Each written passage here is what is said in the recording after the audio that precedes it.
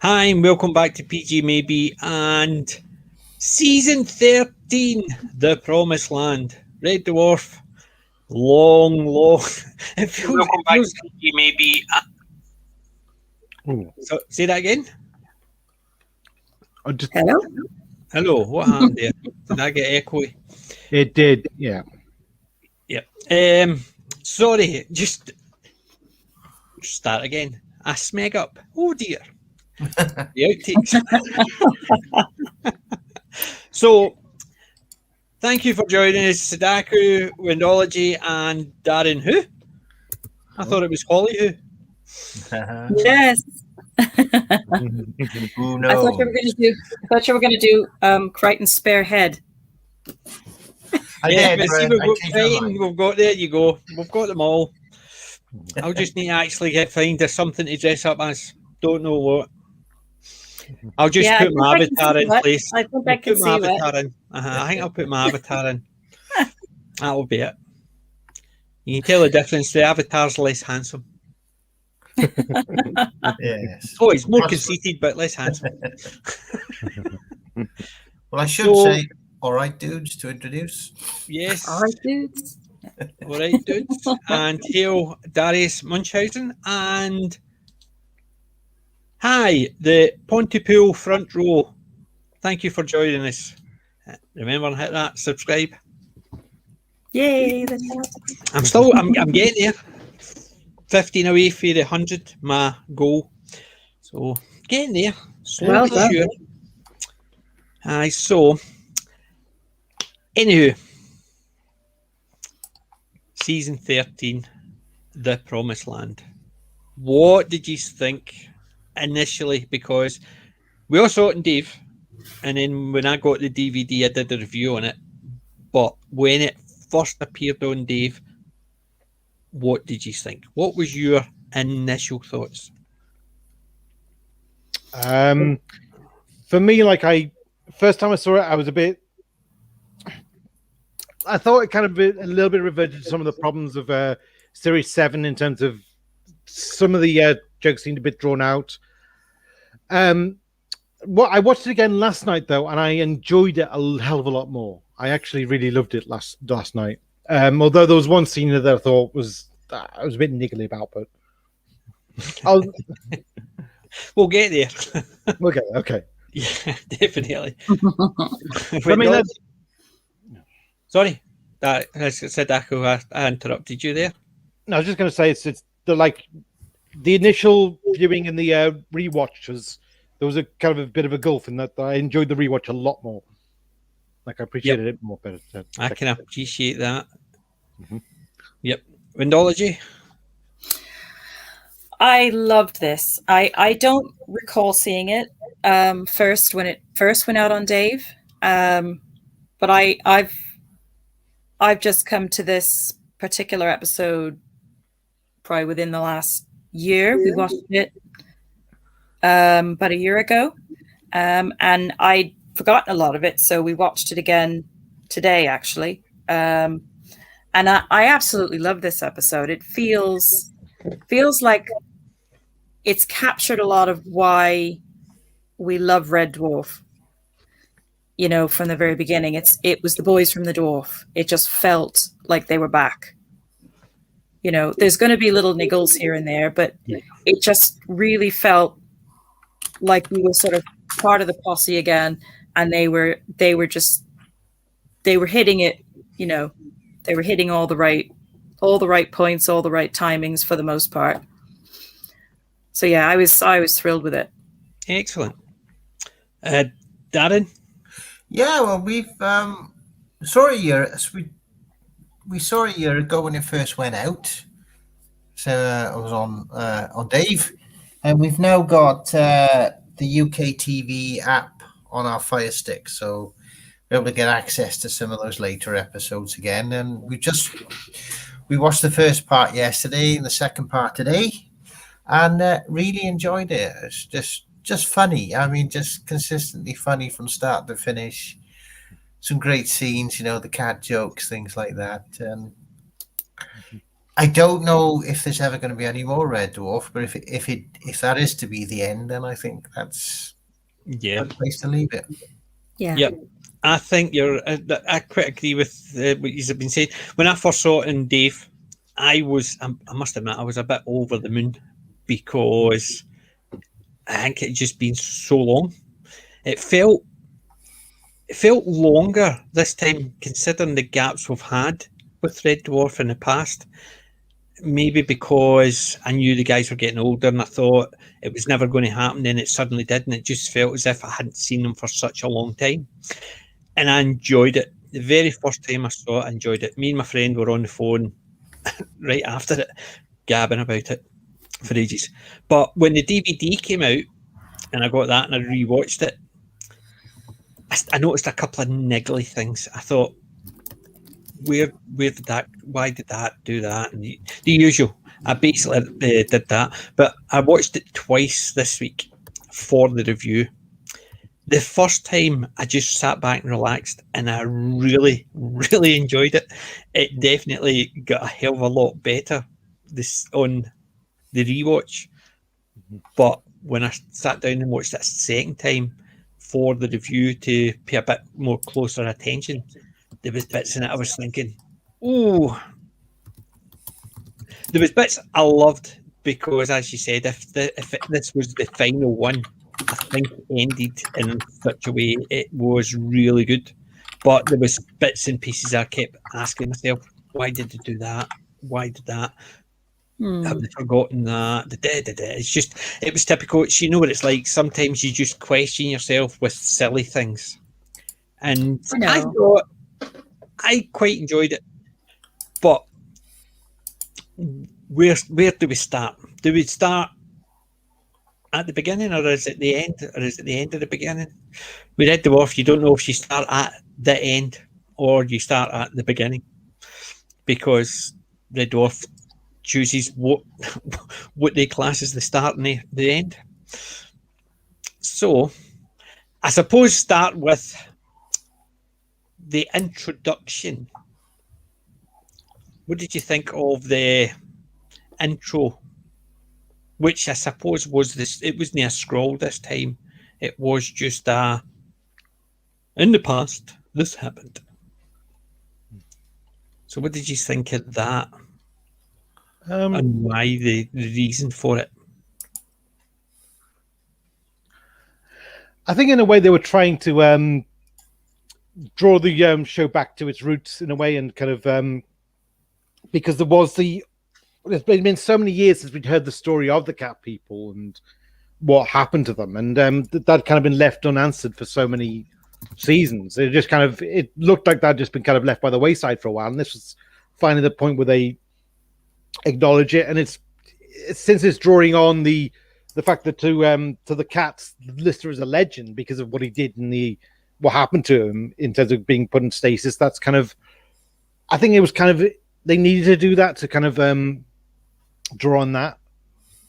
Yeah, I thought it was actually going down the route of introducing new people to why, in case anybody hadn't seen anything before. It's almost like a case of telling us all about the cat and the cats and why he survived the accident. It left him, Rimmer, and the cat on board. That's what I thought it was. It was almost a case of an introductory to new viewers, so they didn't come in and think, what's happening, what's this? And so it gave the basic introduction before they went into the story. That's the way I looked at it, but it could have been just a case of trying to actually tell you exactly what happened in the end, or as I said, the beginning. It felt almost like they were kind of doing this as a Red Dwarf movie. And if they, I think so. I feel like if they had done a movie of Red Dwarf, that's how they would have started. They would have started with a scroll explaining the backstory of the accident and how Lister became alone on the ship with only Crichton and Cat and Lister Rimmer for company. Yeah, but I must admit, I thought a bit later on, I think that would have been, that's what they were trying to get at when they were actually in the story. But I just felt this one was trying to take. I took it down a case of, yes, they were just explaining what happened prior to the cats turning up, but I saw it as they were introducing new viewers to the concept. Then they went straight into it, which was all cats. The first thing it niggled me right at the beginning was seeing the cat clerics with the cigarette in their ear, the hat, the leathers on, bits and pieces like that. Do you know why that annoyed me? And I remember it annoying me at the beginning, but the very first time I saw it, but I just passed it because I enjoyed it. That, you know what, I think if it annoyed you, it was because it reminded you of conventions. No. It annoyed me because remember every time you see a book with cloister in it. Oh yeah. How is he dressed? He's always got robes. Yeah, there's the clerics all dressed as how he was the first time you see him with Frankenstein. He puts the cigarette in his ear and he lifts Frankenstein up, puts the milk out, then he puts it away again. So, what a domesticated cat passed that on to the family, and at 3 million years later, everybody knew exactly how he dressed. That's the bit. It's basically I could understand if they had the robes the same as cloister in the books. Yeah. But because the way they dressed, it was almost a case of, look, this is how Lister dressed right at the very first episode. And this is the things he did with the cigarette, which that was the only thing it got me. It was just that wee trip up just because of that. I thought why wouldn't it have that in any of the books or the pictures? The cats were sealed in the hold, weren't they? So I mean, it's a question: would they maybe have seen photographs of Lister on the in his bunk room or something? Well, they were sealed in the hole. And remember, the cat was the only one that actually did the exploring, and that was because Holly had sealed the hold. Up until just before he released Lister, because that's when they opened the seals and allowed him to come out. Whereas at that point, that's when you first saw the cat, and that's the cat just doing his exploring for the first time. But that's just it was a wee niggle. It was nothing major. It was just a wee niggle about them wearing they had the cigarette in their ear, because how would they know that? Yeah, I do love that gimmick, though. I do love it. I thought it looked stunning. It was great, but I get where you're coming from. I got to admit, it had been so long since I'd seen it. I just couldn't. I didn't remember that detail. So to me, it just worked. I just thought that was absolutely hilarious with them all walking around with the cigarettes sticking out of their ear. I think it works as well because you imagine the clerics dressing like cloister in the books. They would be too much like the Angel and Demons version of the Dwarfers. I think it would have just looked a bit, just looks like another religious sect, and I would have preferred it like the priest from the first season where they all had the hats on with the green. Or that's what I was expecting. So I would have liked them to wear the robes with the curry stains and the custard and the green or the blue hat, whatever. That's true. Because that's what was set out so long ago, right at the very first episode. But to see them with the bits in the ear and the leather or the big hat and stuff like that, I just thought it's only because they've already established the priest. Because remember the priest saying about how he wore the holy curry stain and then the hat, and because that's why the wars, because different colour hat, he says it should have been green instead of red or blue. So it had already established how the priests dressed, and yet these are clerics. Same difference, I would suppose. That was the only thing, and it niggled me because I think it looked stunningly good. I think it was a smile moment, but it just niggled me because we've already established how the priest dressed, and then I think what I was trying to say about them was that they kind of wanted to be true to the ways of Lister, where Lister was just about being easygoing and just all he wanted to do was be a bohemian, basically. Yeah, because he did say he was they were trying to teach the living the way of Lister, so they did actually say that. It's just that was the only wee niggly part, and I thought it looked stunning, and I thought it was a smile moment. Seeing it, you definitely couldn't help smiling at it, but on the review head, it just niggled me. Yeah. Do you think they consciously chose to change to go in that direction? I think so. I think it actually went back to when you first saw Frankenstein with Lister, when he puts the cigarette in his ear and lifts the cat up to put milk out. I think that was a very deliberate choice. Yeah. So perhaps they just thought that would work. Do you think? I think so. And I think it is definitely a smile moment. It is definitely something. It's not the first thing you see. So it's not the first initial joke. Obviously, the first initial joke was the cat ships over the moon in the shape of a cat's face. Yeah, that was good. That was the first joke, visual jokes, because there was a lot in this season, a lot of visual jokes as well as the typical dwarf humour. There was a good bit. There was a lot of TV movie references as well, and TV references in this as well. Yeah, I'm trying to remember now because I know they do a lot of film references in earlier seasons. They did a good few in this one. Not only, obviously, you've got the corridors, which is Alien again. Yes, I did pick up They did the Gladiator. Yeah. Did the Gladiator reference. They did the Chuckle Brothers. No way. Yeah, that to you, to me, remember? I missed that. We'll get to that when we get to it, but it did the Chuckle Brothers as well. Cool. So I like how they do that. They sort of throw in little. Yeah. So they did bits and pieces, and it's just trying to remember all of them is the problem, because there was so many of them in this one. So it's just trying to remember where they all came from, which is a pain in the backside. The first visual gag that comes to mind for me is the cat subordinate coming through the giant cat flap. Yes.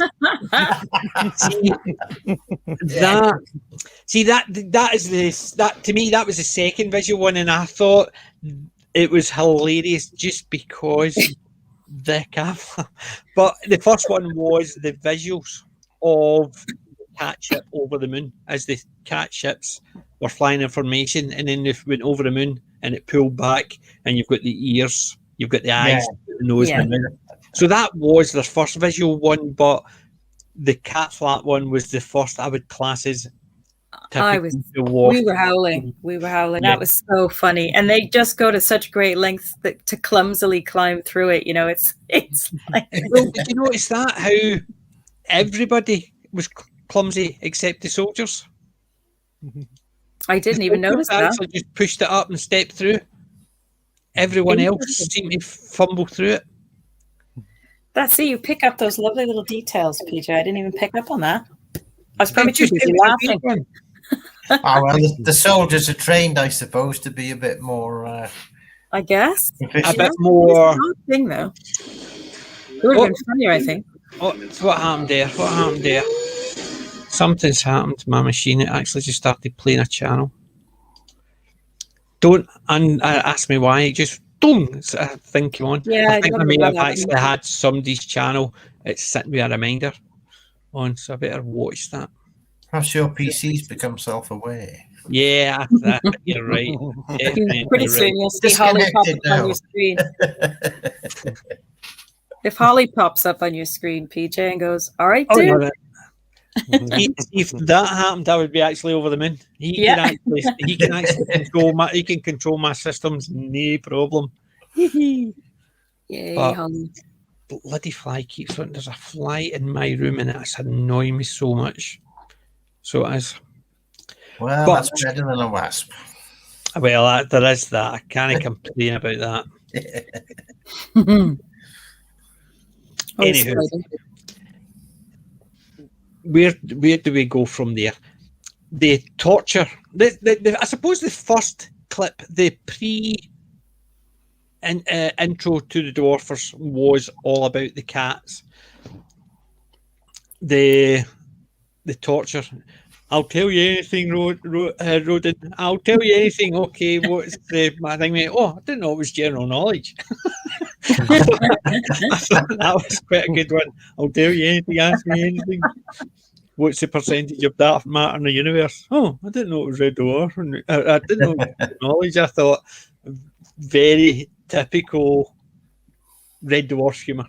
Just basically a twist there, and it just makes it something that could have been harrowing suddenly very funny. It reminded me back to the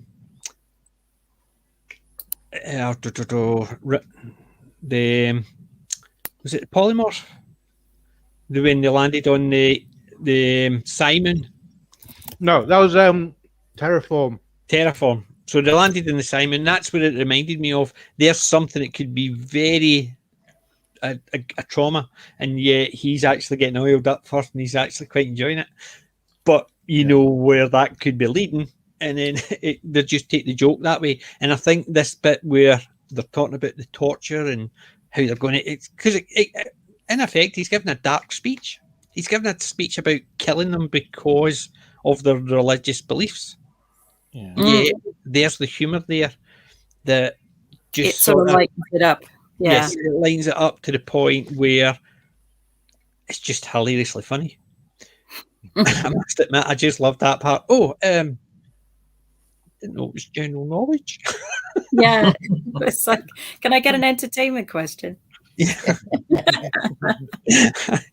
But there was only one thing in this part of this, I must admit. Well, there was a couple of wee niggles in this part.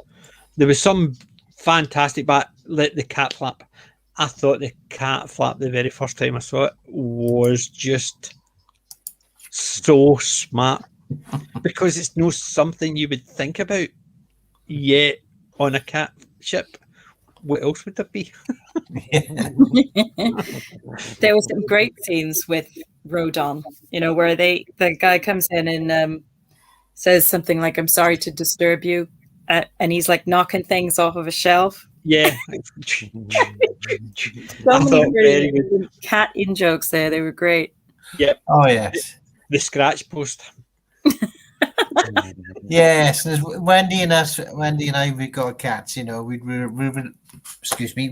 relate a lot to a lot of those jokes. Yeah.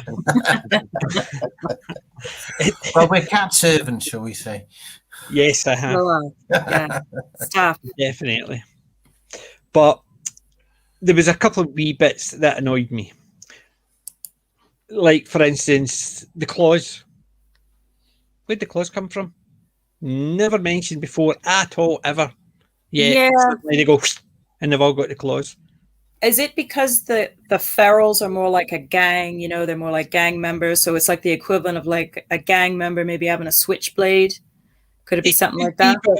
I knew where they were going for, whereas cats can bring out their claws at any point. You could actually be clapping the cat and suddenly... Yeah, but of course, they never did that with Cat. No, exactly. So they never appeared.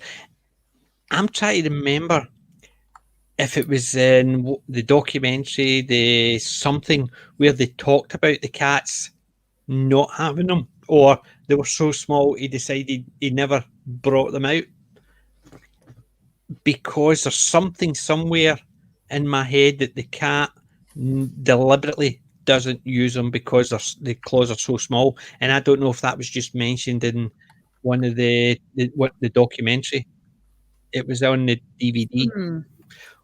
I mean, they are they're all kind of evolved from typical cats, aren't they? So Yes, and they've kind of evolved to be more human. So maybe that some took that evolutionary line to becoming so human that they lost the claws, and some didn't, because they are still kind of a developing race, aren't they? yes. It's just I thought the way they did it, that because obviously you don't see the clerics with them, so obviously the ones that are it's only when they're fighting they come out, or they're what it cause damage they come out. So obviously the clerics you don't see it, but you do it with the feral, the soldiers, and whatever. However, it's just because they had never ever been mentioned. I thought, ooh, it's a wee thing. The only other niggly thing about this was the cat book. Because did you see how Rodan actually read it? He did the typical, he looked at the pictures, and instead of smelling it, he smelled up the way. And I thought, what? Where did that come from? Because he grabs the book and he smells it, and he smells up the way. And I thought, that is really weird, because obviously you see Lister getting taught to read, and he's going along reading it line to line to line. Yeah, you see there's the lines there, all the different coloured lines. So it was like white with yellow, so obviously scent marks on the line. But the way he looks at it and goes, as he lifts his head up, as this thing is almost, it just looked weird. It could be a case of it's just like somebody flicking through the book instead of reading it, but it just looked weird because of the action he did it completely against the way you would normally read the book. But that's just me. As I said, I'm just a weird one. Reminds me of the first time Lister first read the cat book. It was like, See, spots, run. Dip. I thought it was hilarious because all I remember is watching, was it Mary, Mungo and Mitch? And one of the first ones was he was reading a book, and it was a book I remember seeing at school, the Spot book. And you're talking about so you obviously might not understand the Mary, Mungo and Mitch reference. No. I am aware of that. Mary, Mungo and Mitch stayed in a high-rise flat. Mary had her pet dog, Mungo, and her pet mouse, Mitch. And they used to get up to all things. So, but there was a bit where she had her school books, and it was Spot the dog. And that was the first time I'd seen a book that I'd seen in school on the telly. And that's why I remember it. And that's just when it was a C Spot run, that type of thing, or C Dick run, wasn't it? So, but that was the only two niggles I had with this opening scene. There is other things that I thought you could tell the difference between Cat and the other cats. Did you notice how Rodan the teeth didn't seem to suit his mouth very well? Yeah, that I didn't quite pinpoint what it was that was bugging me, but there was something about his, because he's talking like that a lot of the time. Yeah. As if he was trying to hold them in and he wasn't used to it. Yet there was other times he was talking okay, but and you know those teeth were actually gold. They were actually made gold. They were gold teeth, and he got to keep them after. I was just going to say, I bet they went in somebody's pocket on the last day of filming on that day. No. They basically, Doug actually gave them to Ray Fearon. He gave him it, and Danny John-Jules wasn't happy because his was falling apart, because his were just the enamel ones that were obviously fitted to him, because the teeth were fitted to Ray. They couldn't be used for anybody else anyway. Hence the reason why he got them. But I thought, that's a nice thing, but he just looked as if obviously, when you see Danny with his teeth, he's just talking away quite the thing because he's obviously used to them. And even the clerics seem to be okay with them, but they looked as if there was only wee teeny teeth. And I think it's because he was feral and they were quite prominent teeth to show the fierceness. It just seemed as if he constantly talked like that. Yeah. And it was a wee teeny niggle, but I could understand it because if somebody gives you something to put in your mouth, if you're not used to it, you're constantly trying to keep that in, either using your lips to keep them tight or the bottom of your lips to try and keep them pushed up. So I could understand it. How it was spread. Yeah. I'm just looking through the script for part 1 and finding some great dialogue between when they approach Lister and he's sort of letting himself go and he's becoming a hoarder. Yes. And he's having all kinds of he's showing signs of, stress and emotional issues and things because he's hoarding things. And I noticed something just now because in part 2 they revisit it, which I thought was very clever. In the part 1, Rimmer says, "No one likes a smart Alex, Crichton." Yes. And Crichton's like, "It's smart Alex, sir." Uh-huh. And of course that gets picked up again in part 2. Yeah. I noticed Alex spelt with a K, sir, actually. Yeah. Yeah. I was expecting them to probably keep doing that throughout it, like maybe like the real McCoy and stuff like that. Yeah, because all these old sayings and why you've got them. Crichton gives the sort of description of them in the background. Mm-hmm. Yeah. But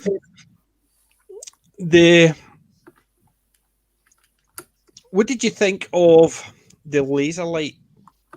Oh my God, that was hilarious. That was hilarious. Again, we can totally relate to that because we have a little laser pen here. Yeah. And they do. They go absolutely mental. I thought they were quite clever when they did it. I think the two ones that were meant to be the feral guard seemed to go a wee bit overboard with it because you saw obviously Brother Saul getting distracted with it, but at least you saw Luna and what was her name? I can't think of her name. The mute who couldn't speak. What's her name? I can't even remember her name. Hang on.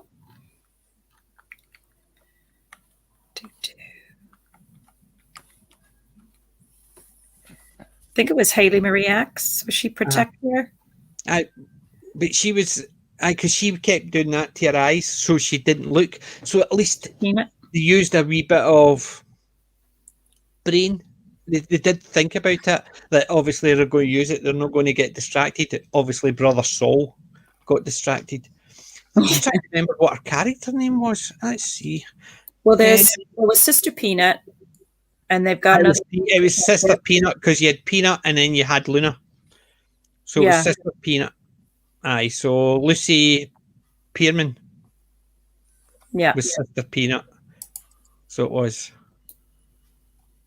Because the Haley Marie Axe was one of the protectors. She was the one of the two that fell through the floor. Okay. So she was. Aye, so it was actually it was one of the clerics. So if Luna was one, then it had to be Sister Peanut. Yeah, it was Peanut. Peanut. So it was, but I thought that I liked the idea that she sort of went like that to obviously, so she didn't get distracted by it. Yeah, I thought that was a nice wee touch, as it were. Mm-hmm. It worked. The gags worked. They didn't feel overdone.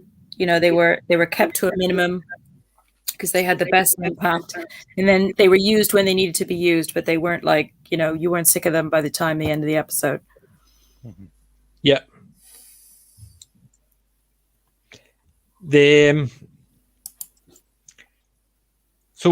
And then they basically said they escaped. The three clerics escaped from where there's like, and then it says head back to the ship of our birth, right? Mm-hmm. How long did they expect to take? Think about that. That was one of the things I thought they've not thought this through properly. Well, I don't know if they had time to. They just had to escape, didn't they? Yes, they did have to escape, but they said to make tracks towards the ship of their birth, right? And what technology did they have? Did they have status booths? Because how long since the first episode? Because remember, there's been a couple of times they've gone into stasis for hundreds of years. Because remember, he wakes up and he's got all the hair and he can't remember anything. There's been other, apart from the how many 30 years Kat said about singing song or the dancing champion, but that's actually that time. But there's the hundreds of years. Well, there would have been some sort of disconnect then, because obviously the ferals are right on their tail, so that would have had to happen in actual the same time. Yeah, as Red Dwarf was, as the boys were there. So yeah, they didn't really factor it was the time to really explain that. Yeah, it wasn't the first time it happened in this episode where times were out of kilter, as it were. I think that one when they said about how long, like we'll need to head back to the ship of our birth, and I'm sitting there thinking, how long have you been away from it? Well, the thing is, but I mean, they abandoned Red Dwarf while it was still heading away from Earth. The cats all abandoned, and now Red Dwarf's turning back, so it's heading probably back to their territory. So in a way, it could be to an extent, but if you think about it, it's many hundreds or thousands of years difference between the two. Well, I think in a way they were thinking in terms of if they head towards that direction, then they'll be rewarded for it. If they were thinking in terms of as long as they have faith, they will be rewarded by the miracle. Yeah, I think that's. But it was just one of the first things that I thought about the time frame, because we know Red Dwarf don't actually worry too much about unimportant things like that. But when they make it as part of a storyline, that's when I think they should, because they're wanting. It's not like them saying heading back to Red Dwarf. Yes, it could take them forever, for as long as it takes them.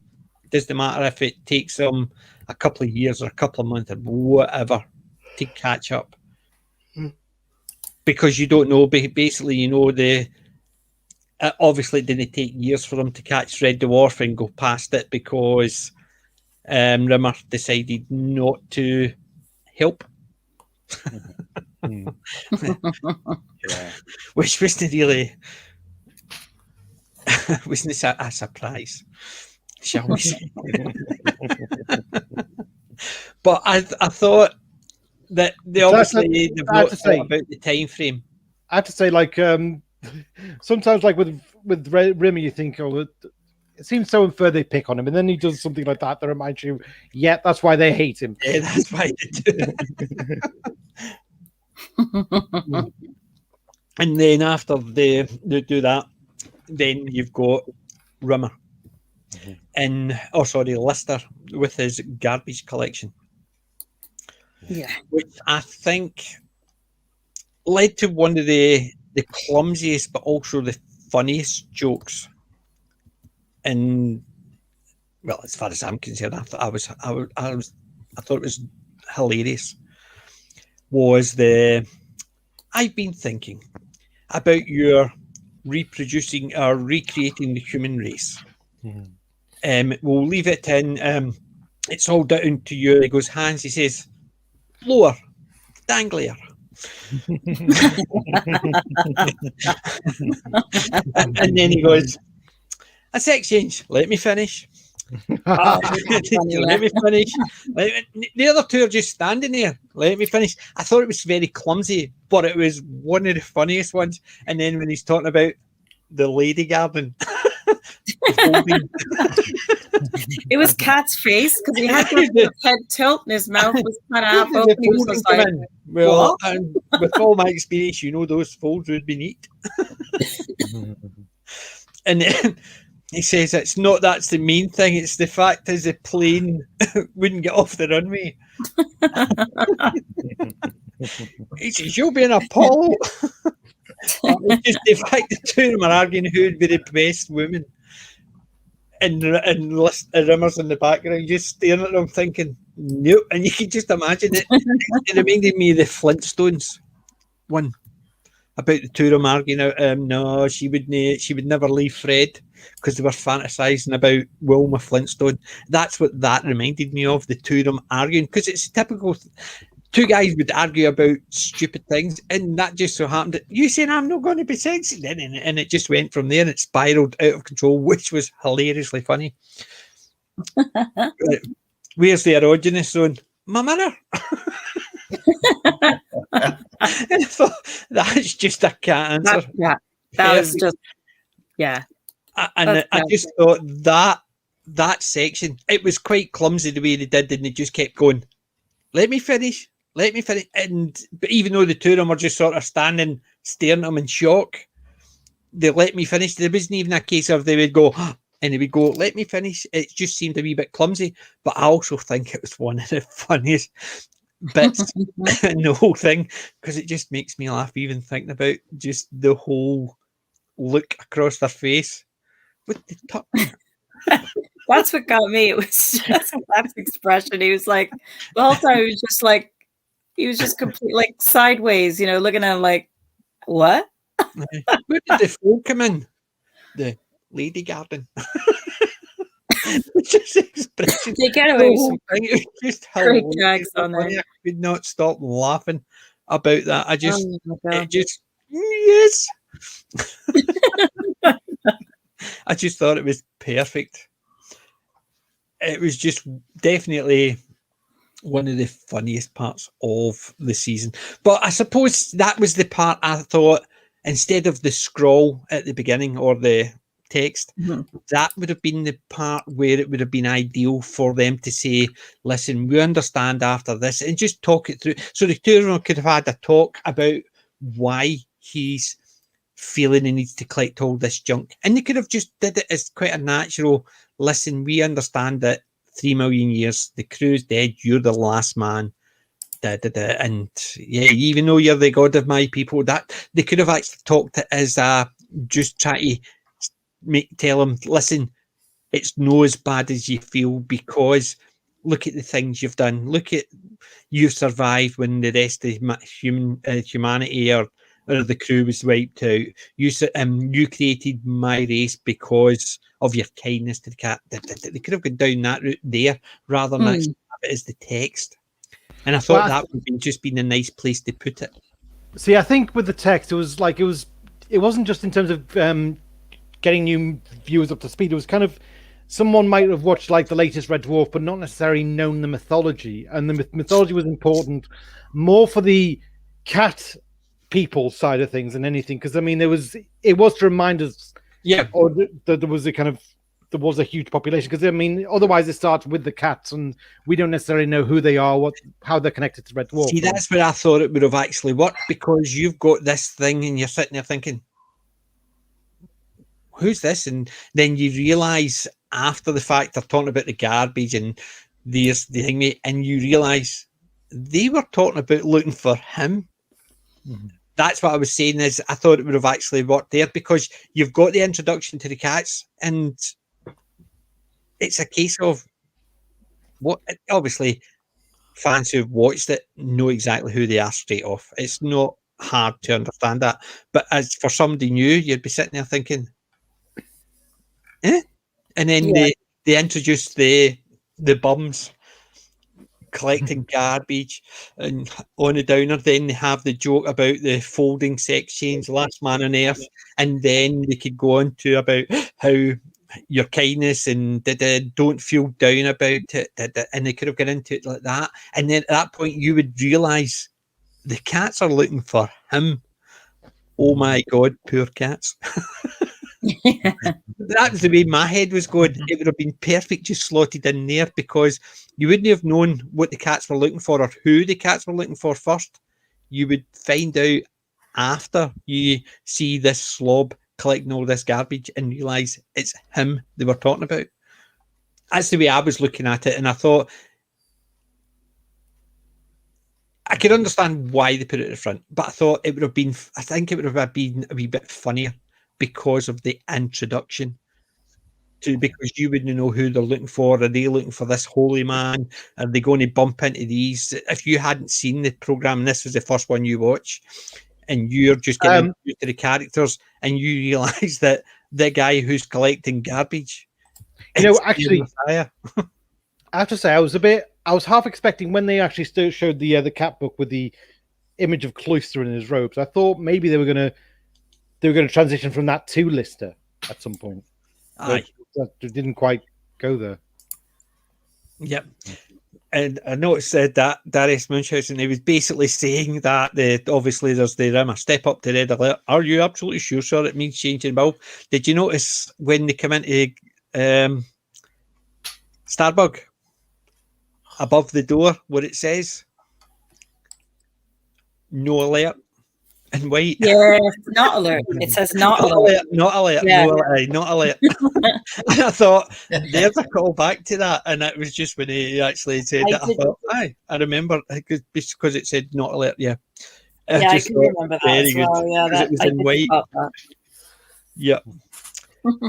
But I thought the introduction to the characters at that point was actually not too bad, because if you hadn't seen it, you've introduced the characters. He's the last man, Crichton's the mechanoid, the cat, very selfish, and then you've got Rimmer, very astucious, because they did the introduction to he would do what suits him. Lister is just down because he's the last man. You know he's the last man and he's looking at the thing, and then you've got Crichton as his service mechanism.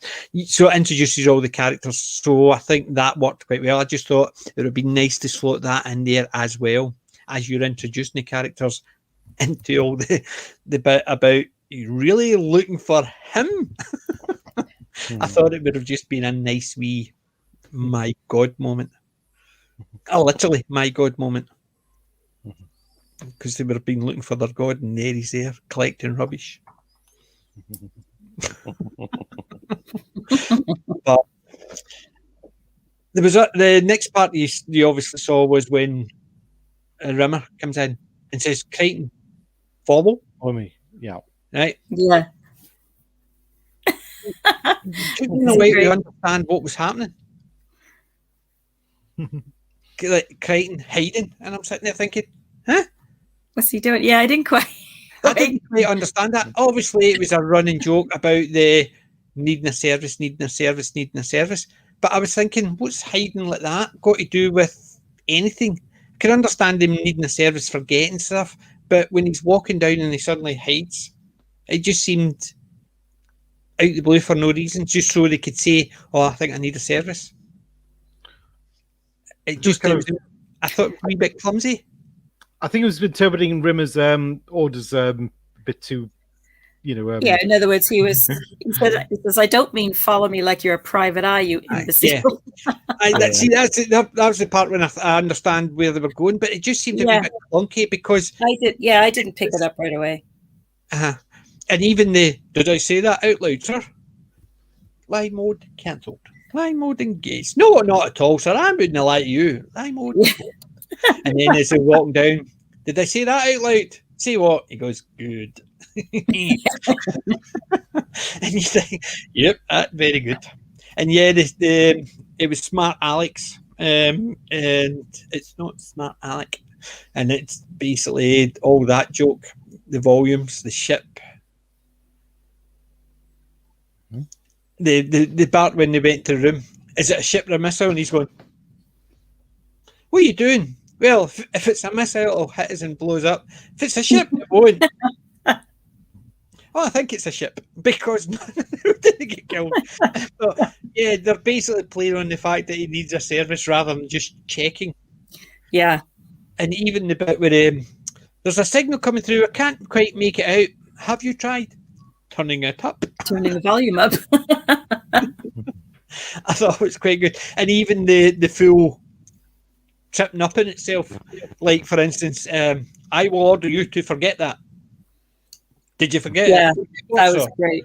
And then he just kept saying, "What I just ordered you to do, I was just here and you told me to do this. Oh my God, there's a chip." Okay, forget that. Did you forget that? Forget what, sir? Right, where was the last thing you remember? It was very like an Abbott and Costello routine. Yes. An old Abbott and Costello routine. You know, it was great. It was just, it really harkened back to that kind of, you know. I think what makes it funny is the fact you're kind of rooting for Crichton to get it wrong. You're rooting for Crichton to remember and defy. You're Crichton to defy Rimmer because Rimmer's just being, you know, you care about these cat characters and you want Rimmer to trip up. Yep. And I thought that was good. And that's when they started with the Smart Alec and Smart and just Smarmy Pants. Yeah. It's actually smarty. Enough. I don't want to know. And then they obviously come in with the biggest joke of the episode. We found this down in the cargo hold. Holly's floppy disk. That was one of the best physical gags. Yeah, it definitely was. Yeah, I mean, we're looking for something bigger than the Hulk's butt crack. And that was the bit where they did the Chuckle Brothers. He goes, "Oh, I wondered about this." And he opened it and he says, "Right," and the cat turns around and goes, to me. That was their homage to the Chuckle Brothers. The to me, to you, to me. But they didn't do it all. They just turned around and gave it the to me, and it was they only did half of it. And I don't know if they did that deliberately, because was that not when the Chuckle Brothers had passed away? Oh, One of the two of them passed away last year. I do remember hearing at the end about of the year. And the two of them, it was always I think it was the smaller one, was always at the front saying, to me, and the other one was to you. So they always did the to me, to you. And I think it was the one who did the to me was it passed, and that's why I think they only did that one. To me, basically is a wee homage to him. That's I read. I saw it because obviously the Chuckle Brothers. A lot of people in the States and stuff like that wouldn't know who the Chuckle Brothers are. So that would fall flat, as it were. I thought it was hilarious, the big floppy disk. Imagine they couldn't actually find it. You think people think 30 years ago, how could they get something on something so small? Yeah, I grew up using a 5.5-inch floppy disk, 5.25 inch and 3.5 inch floppies, and I loaded Windows up from 10 of those. Euclid Windows now it's in gigabytes. Whereas that was 1.44 megabytes per floppy disk, 1.2 megabytes on a 5.25 inch. Isn't that crazy? I know. It's like, oh my God, how do we even cope with that? Yeah, I used to have one when I was at uni. It had all my documents on one floppy disk. One document wouldn't fit in 5 floppy disks now. A small document's 5 meg. Yeah. And you look at it there, I used to have all my dissertations, whatever, on a floppy disk. Because the word processors were so much simpler then. Yep. You know, there wasn't a lot of coding and symbols and things like that. So yeah, it is incredible how much could be stored on them back then, considering if you try to do that now with a modern document, like you said, it would take like God knows how many. Yeah. I remember when they got rid of floppy disk drives at our uni, and like I was used to using floppy disks, and then suddenly I was like, no, we're using USBs now, so you can't actually. There's no disk drive there anymore for, and I thought that was. I was quite shocked at that. That was quite a leap. That was, yeah. Yeah. But the thing is, one of my friends, she has backups from her husband's old machine. It's all his old documents, his pictures and stuff like that. And anytime I build a machine, I transfer them. And she says, but I want to keep the discs. So we were down at a charity shop. I said to her, listen, go into chat. She says, I don't go into charity shops. I said, come in. She walked in. Within 5 minutes, she found a USB floppy disk drive. Wow. And I can't believe they've made it this far. Yep. £5, and she got a floppy disk drive. She Still took it not home, here. plugged it Okay. in. She could get access to those floppy disks, and she still has it. She's gone through another computer since then. She I can didn't even still know now you could even get those access to all those work stuff. anymore. That's amazing. Yep. What luck, though, to walk into the first one she's ever been in and find Yep. that. Exactly. She just says, I don't really know what I'm looking for. And she was in and she said to me, she says, is this a floppy disk drive that would work my machine? Yep. USB connector. And it was literally, because the first thing I bought when our uni decided to get rid of floppy disk drives was a USB floppy disk drive, because I had all my files in floppy disk. So I would just come in, plug it into it, and then just use my floppy disk anyway. So that's how it basically, in the short term, because who could afford at the time 128 megabyte USB was over £250, because it was usually £2 per megabyte you were paying. So even a small one, 4 megabyte USB or 8 megabyte was still at £16, and you're sitting there thinking, I could buy a box of floppy disks for £1. So I bought a USB floppy disk, and that was what I would use, because it saved me a fortune, because I didn't have the cash at the time to buy USB sticks. Well, that's it. They were quite sort of novel then, and they probably weren't as cheap as they are today, I'm sure. Oh no, they weren't. That's what I'm saying. You were talking about minimum £2 per megabyte. Can you imagine paying that much now? God. That's crazy. That thing would be like the size of your house if you paid that much for one. You're like the borrowers, carrying this gigantic thing in the house.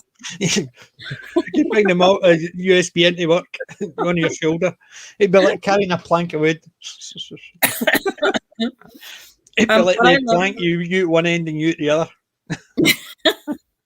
I did love the old. They put the dial-up sound in. You remember the old dial-up sound? Yes, that was a great little touch. And I thought that was quite a nice. But did you notice, as soon as he popped up, the cheer again? Holly appeared. The audience cheered. Yeah. How often do you get one where the audience acknowledge that that person's not been in it for 26 years? Yeah. 26 years. And he got the cheer from everybody. And then they didn't recognise it. Well, it said he's been in the cargo bay for 3 million years, leaning up against a damp wall. That should have made him better, not worse. But even the idea that Norman Lovett was 76 when he did that. And there was a bit in the outtakes or the documentary. He said he was saying one of his lines and he fluffed it. And Craig Charles turns around and says, and he's reading them. And he goes, I'm 76. He says, and he's at that age where he tells everybody his age. I'm 76, And Norman Lovett turns around and says, it'll happen to you soon. And that basically, you went clump, not saying anything, because obviously he's getting to that point as well, where he's telling people, do you realise this excellent, whatever age Craig is? It's just the way he did it. It was almost a case of he's playing on it. But it was just the fact is he got the cheer from the audience. And then he goes through I don't recognise you. He says, what do you mean you don't know me? Best dancer in the last 30 years straight. And then even when he was getting it, they were all getting introduced by Rimmer. This is Crichton, who what was it?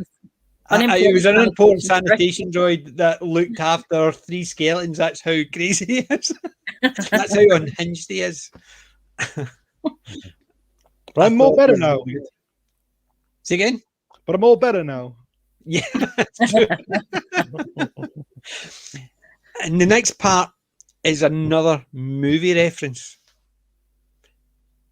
you remember the bit where they're in the airlock? They're all getting we're going to destroy them, and they can hear it. Do you know what movie that's from? I do. It's 2001: A Space Odyssey. Space Odyssey. HAL lip reading. Wow. That's basically it. That's what I'm sitting. I'm sitting there thinking, that's just a trope. And I thought, actually, no, it's actually the HAL scene where they're actually deliberately getting into the airlock so he couldn't hear him. And I think the reason I realised it was the HAL scene is because they kept hiding their lips. Yeah. Because obviously in 2001 they got into that so he couldn't hear him, and that's why they did it. But HAL read their lips, whereas that way they're doing the hiding the lips so he can't read their lips, but they've got the sticker on. So it's basically, because I initially thought that's just one of those tropes that people go into an airlock and they can't hear. Yeah. One of my favourite American ones is Titus, Christopher Titus, right? There's a bit where he's in jail and his brother comes to get him. So he's standing, there's a glass, he's in the room with the big glass window, and his brother's giving it all this and all that. And he goes, press the button, and he presses the button and starts talking to him. And it's because he's trying to shout through this glass, but it's just a wee button to press so he can talk. And it was just, that was a very similar type of trope that they shout through, they can't hear each other because of the airlock thing. But it was because they were doing that. That's when I realised that's from the 2001, because he could read their lips, but they flipped it in its head. They hiding their lips and they had the speaker on. I thought that's something they would do. Just so well done. They just took that trope and went, whoop, on their head, here you go. But superb. Right, so what happened after that? They basically took a runner, didn't they? They took a runner. They took the ship because they had to get out quite sharpish. Instead of 7 days, it was 7 minutes. Yeah. Mm. And there was another one of the time skips as well. Right, remember the ship had passed 2 days, the day before, or was it 2 days before? And he says if we burn, if we hit the afterburners, we'll catch it in no time. 2 months later. A funny joke, but it causes problems later on. That, which I know I can be quite a pedantic person. I did really enjoy this episode, or this season. It was 3.5 hours, but I do enjoy stuff, even though I can. Well, you have an excellent eye for picking up really finite detail, which is great. Nothing wrong with that. Aye, but I can still enjoy it. It's just that I noticed later on that caused a problem. We'll skip to that and we'll go back to it when we get there, just so you know what bit I'm talking about. Just pop something in the private chat that should give you a chuckle. Yep. The second quote. Right, and just my mouse is not playing silly buggers. Yeah. It's in the main chat as well, so we can highlight it there. Should be able to highlight it. Yeah. The carry one is just that was just a superb one. It was happened back to the typical Space Corps directive stuff, because they haven't done that for a wee while. Because remember last season when he started quoting it, he kept going, Space Corps directive, shut up, Crichton, and he kept telling him to shut up before he actually interrupted him.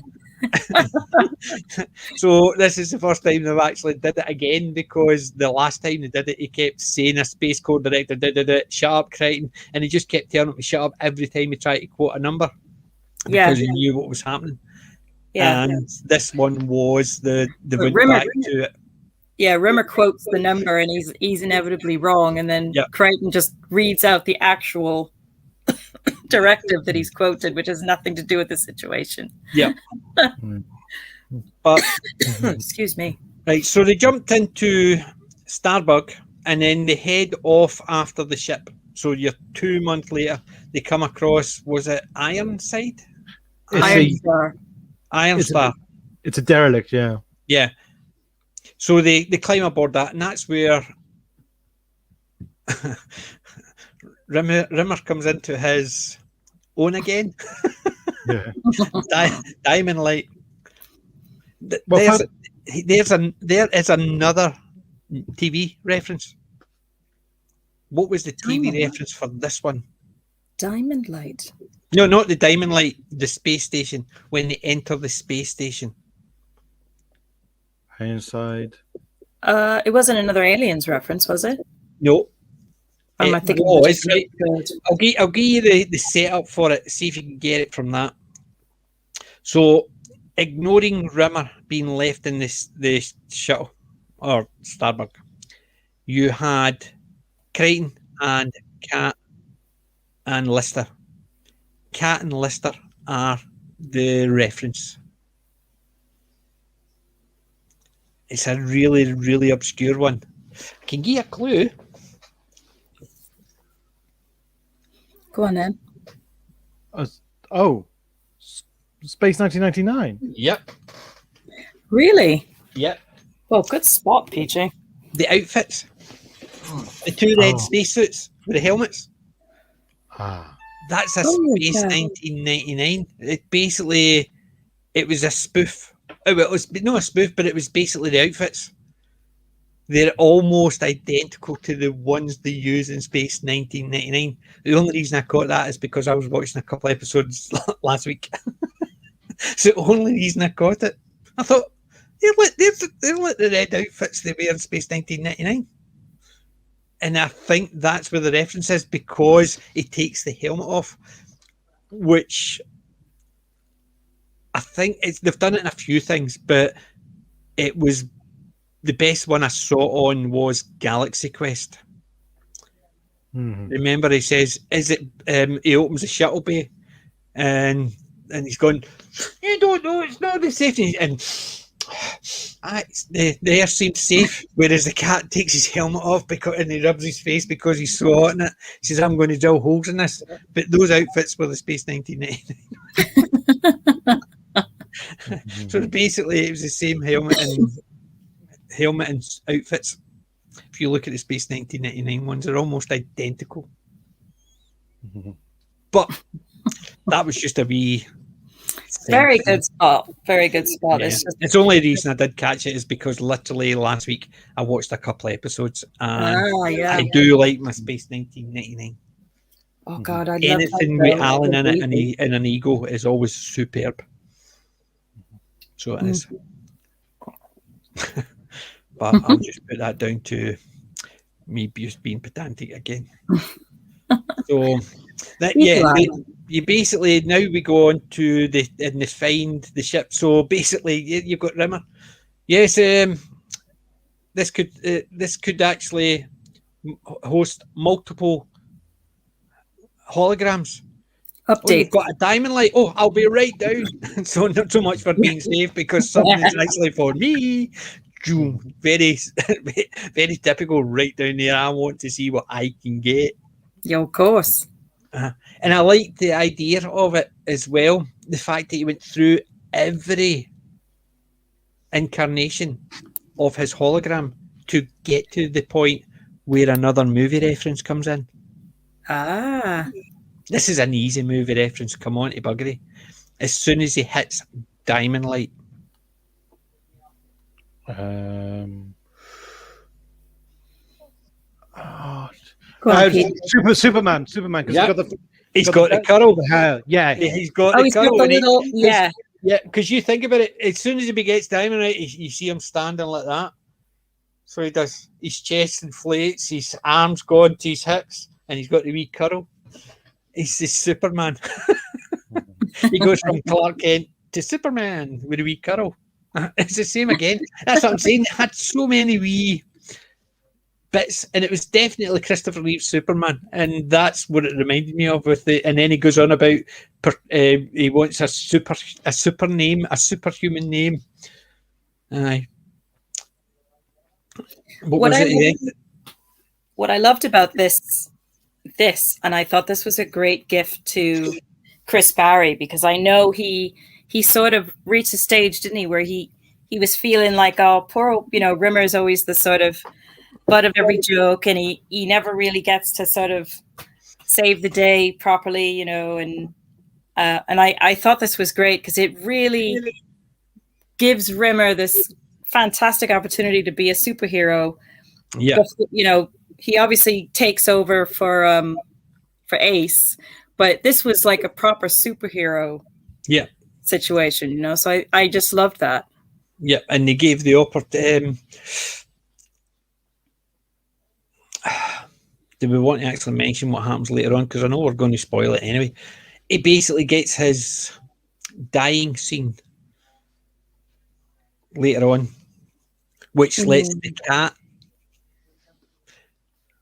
give his homage to him. Yeah. So it does. Yeah. Because I think this one, that's why I was thinking this could have actually been a good final episode, because Lister is let go of the I'm a god, because he's now convinced him he's not. So he doesn't need to worry about the cats being the god of cat, because it started from first season. I'm the god with the slime's coming home, and all that.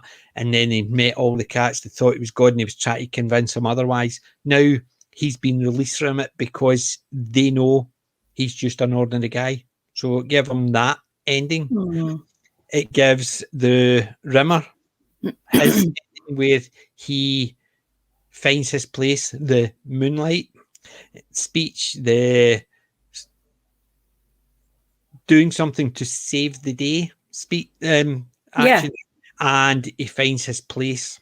And then you've got the bit for the cat about his home and how he would miss Rimmer. Didn't really get anything for Crichton, really, except the fact is he kicked it. Yeah. Yeah, I mean, but it's an ending for each of the four characters. I think the only one that didn't really get an ending, which I suppose with Holly being brought back and rebooted, was his. It basically ended it in a way that it's a feel-good thing, because there you're back at the beginning. Hi, Cam. Hey, Cam. Oh, hey, Cam. He's not got this far with Red Dwarf. You need to watch this one, Cam. It's a good one. Yeah, definitely. It is a good, fun one. This is very well worth it. Yep. But so with Rimmer getting his diamond light, and he goes through all the versions. So he starts off with the classic H with the outfit, then he goes to the red, then the blue, then the green, then the black, and then the diamond, which I thought was really good. It allowed you to see them all as he goes through, because you're sitting there thinking, oh, season 1, oh, season 3, oh. Basically, every time you get a new wardrobe, it basically was an upgrade.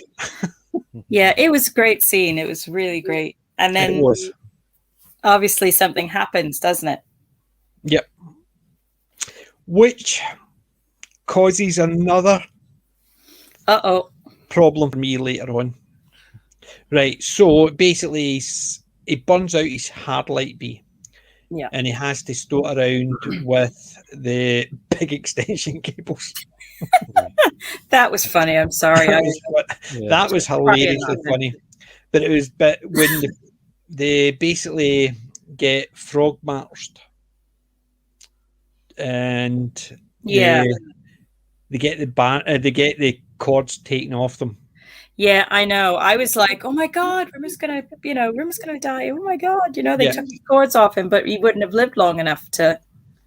I have to say, I was half expecting at some point the thing with the extension leads to be the payoff to actually maybe that was leading up to an action scene where they actually trip the cats up with it or something, or the string, or they're so attracted by the kind of the shaking kind of wire string kind of thing. That it's almost like they try to pounce at it or something. So it kind of that distracts them, like the laser does.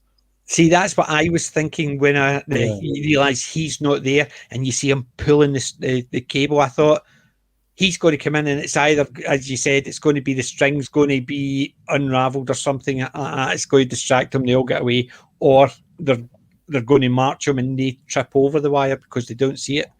But it just basically allows it to get to the point where he has to charge himself in with Crichton. And it's at that point it basically got me again. But not at this point exactly. It's just that thing later on gets me. And yes, it can be easily used as a sidestep. But we'll get to that when we get to it, I suppose. Because this is where another movie reference comes in, where Rodan comes in and gives his speech. Yeah. And obviously that's the speech from... Come on. My name is Marcus Decimus Meridius, commander of the armies of the North, general of the Felix Legion, loyal servant of the true Emperor Marcus Aurelius, father of a murdered son, husband of a murdered wife, and I will have my vengeance. Gladiator. Yep.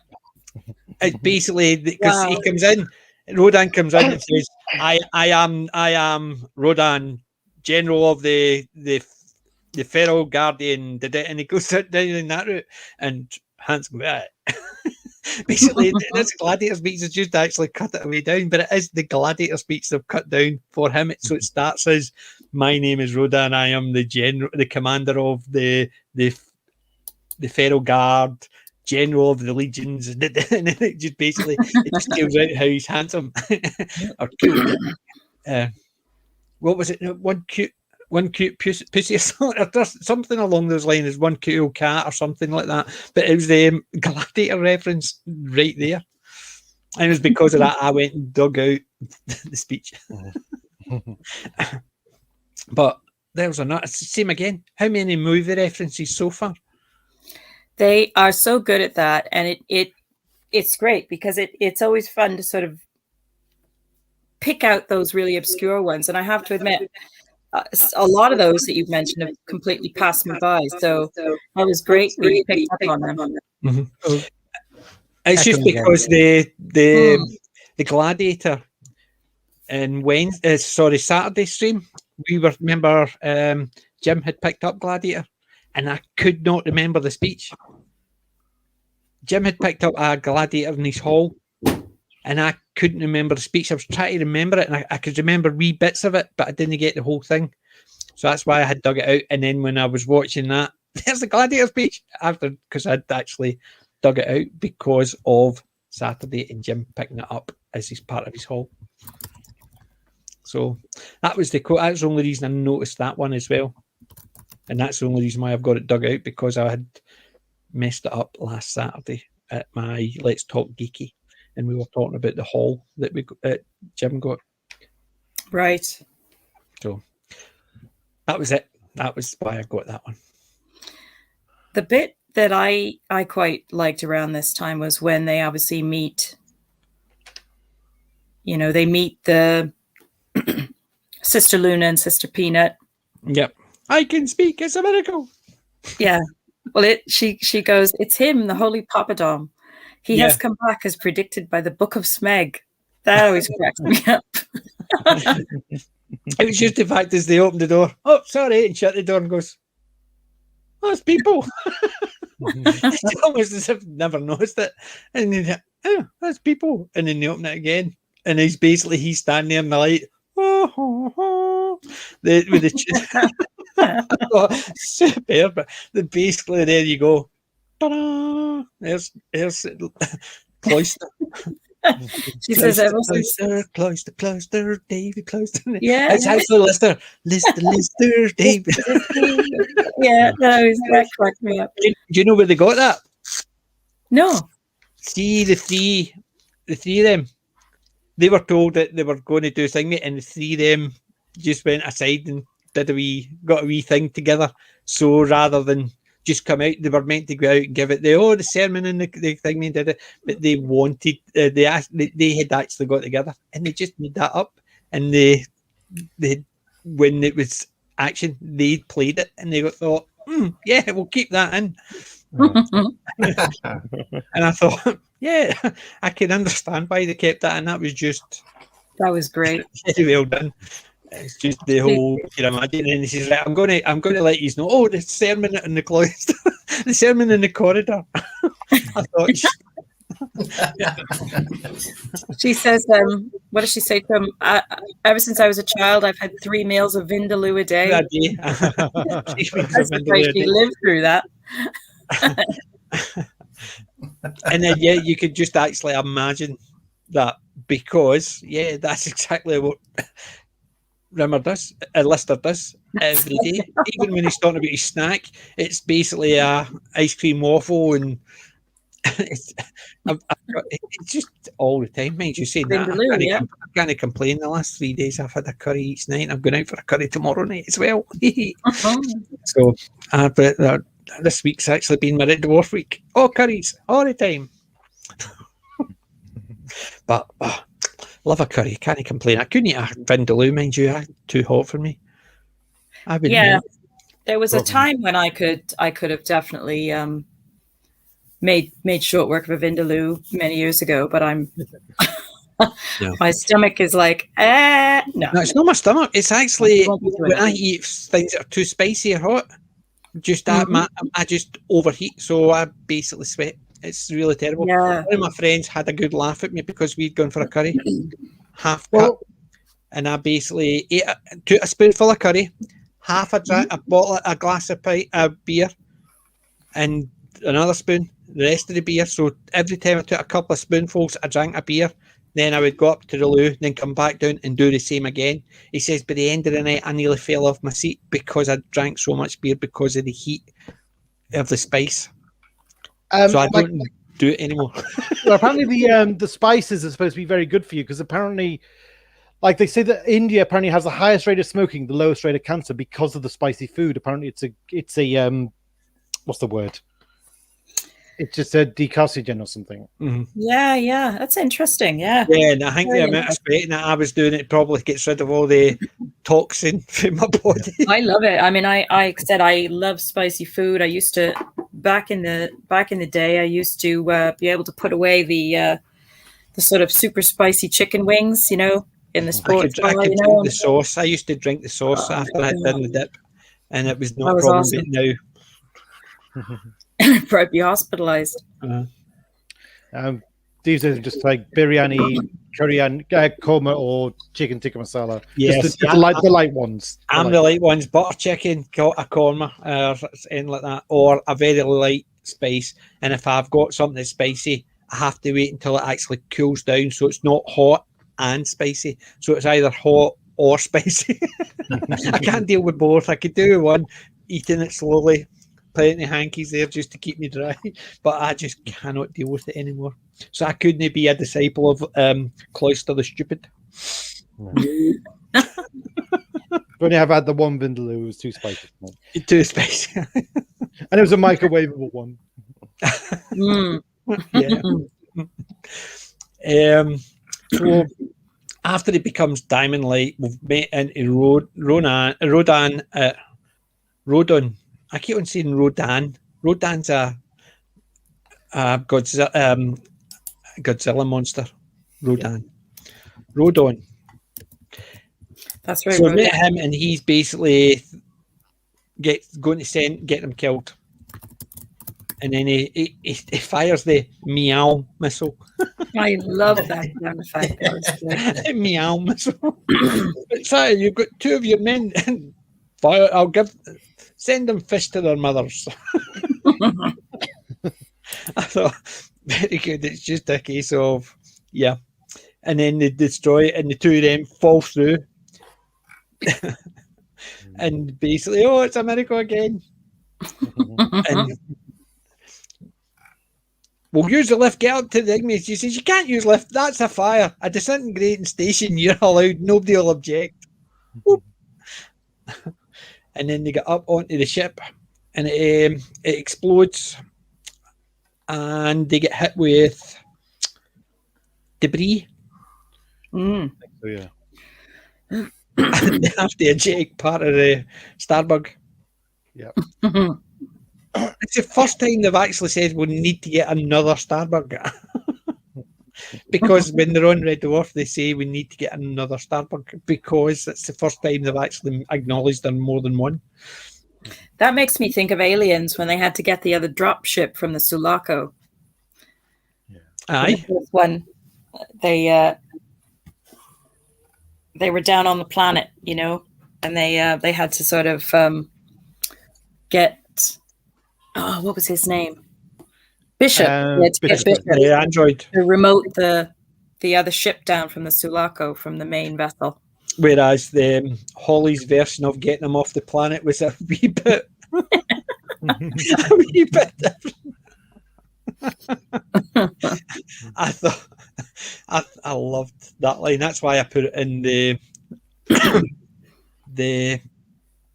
icon for the stream. Yes, yeah. It's just saying me. Is that not dangerous? No, I'll be miles away. Don't. I'll be fine. But there you go. This bit gives another bit. It actually causes two problems, right? Apart from the fact that they crashed, that's not a problem. The head and when the joke about reading the manual. Don't tell me you've read this too. No, I don't know anything about the heat. So how you do it. Just talks about inane things you see in the manuals. Yeah, but then they basically so they're there. They can't get a miracle to get them out. There's too much stuff above them. Then the two issues pop up. Remember, Crichton comes in, gets his hand, takes his finger off, and there's a drill, right? And he drills through the roof. What size was the drill? What size was his eye? Yes, I noticed that as well. I was just like, okay, all right, let that one go. I know, I did think, wait a second. Yeah. But that was only the minor thing. That was the only thing. Yes, you know, I mean, they're obviously doing it deliberately. And then he puts his finger up with the arrow so he can contact Holly. And basically that's where you get the, I'm just going to fire a missile.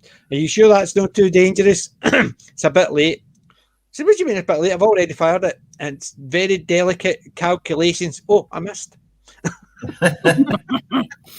They're always great. Yeah. And then he basically fired it and they get catapulted into space. So how did any of them survive? There's a drill hole in the roof of the cabin. He just drilled a hole right through it. Never mind. And basically, there you go. They get thrown into space. Never Perhaps mind. there was a self-repair. Yeah. Itself. But see, that's the thing. A lot of these we think, and this takes us back to when they had to flee Red Dwarf, right? They had to flee Red Dwarf. They says if we hit burners, we'll catch them up in a couple of days. 2 months later. So they've been on the go for 2 months hunting for that ship. Yet when they called Holly, he was right there. Didn't take him 2 months to get to him. He was right there. So what happened in the 2 months? Was Holly following them? Yeah, we have to sort of. But that's what I'm saying. The times in this, they just basically throw them out the window. So they do. Yeah, there's a certain amount just for sort of plot convenience, I suppose. Isn't Yeah. it? Well, the big one is still to come up as well. The big time problem is still to come up. Which sort of... I've got a bit of a niggle. Go. It was when they sorry, just a minute. Does it sound better now? Yeah. Yeah. Yeah, Very that's clear. fine. Very clear. All right. It was when they were making the point because they had to turn Rimmer down to black and white, didn't they? Yes, that was funny. Do you know why they did that? It was a callback to the comics. No, that's Okay. what they wanted to do from season 1, episode 1, but it was too expensive. Ah. It's Whereas ironic, now isn't it? it's cheap. That's what they wanted to have all the holograms look like, but the technology wasn't there to make it affordable. I see. That's why they did it, because that's what they wanted the original holograms to look like. Because I think they did that in the magazine, in the magazine comic strip. They did. And I think that's because that's the way they originally wanted it, but they couldn't do it. But in the magazine, they could. Well, see, the thing that nagged me was the thought Cat was coming out with all this stuff about Rimmer kind of being, software ghost and all this, and it just seemed Yes. that was a bit like Cat just wouldn't let it up, and it just. Sorry, my sound's off. Oh, It's basically a wee bit quieter again, but Sorry. crystal clear. Okay, it just seemed a bit too vindictive for the Cat, and it just seemed like he was coming out with all these kind of theories about is he real or not. That just didn't sound like the kind of thing the Cat would. No, see, I find the opposite, because remember, Better Than Life, how everything started going wrong, and I said it was as soon as the Cat had twisted it on him, whereas his dad came up and says, "You're a total smeghead." He says, This is not my dream." In fact, says, "No, it's mine." That was the Cat, and it sent him in a downward spiral that suddenly everything was failing for him, and it caused it to fail for everybody around him. Because that's the Cat. The Cat would do things to Rimmer. So him just digging the knife in, because he's always saying things like, "Oh well, we'll need to shut you off. You're probably not survive." "Oh, I'm listening."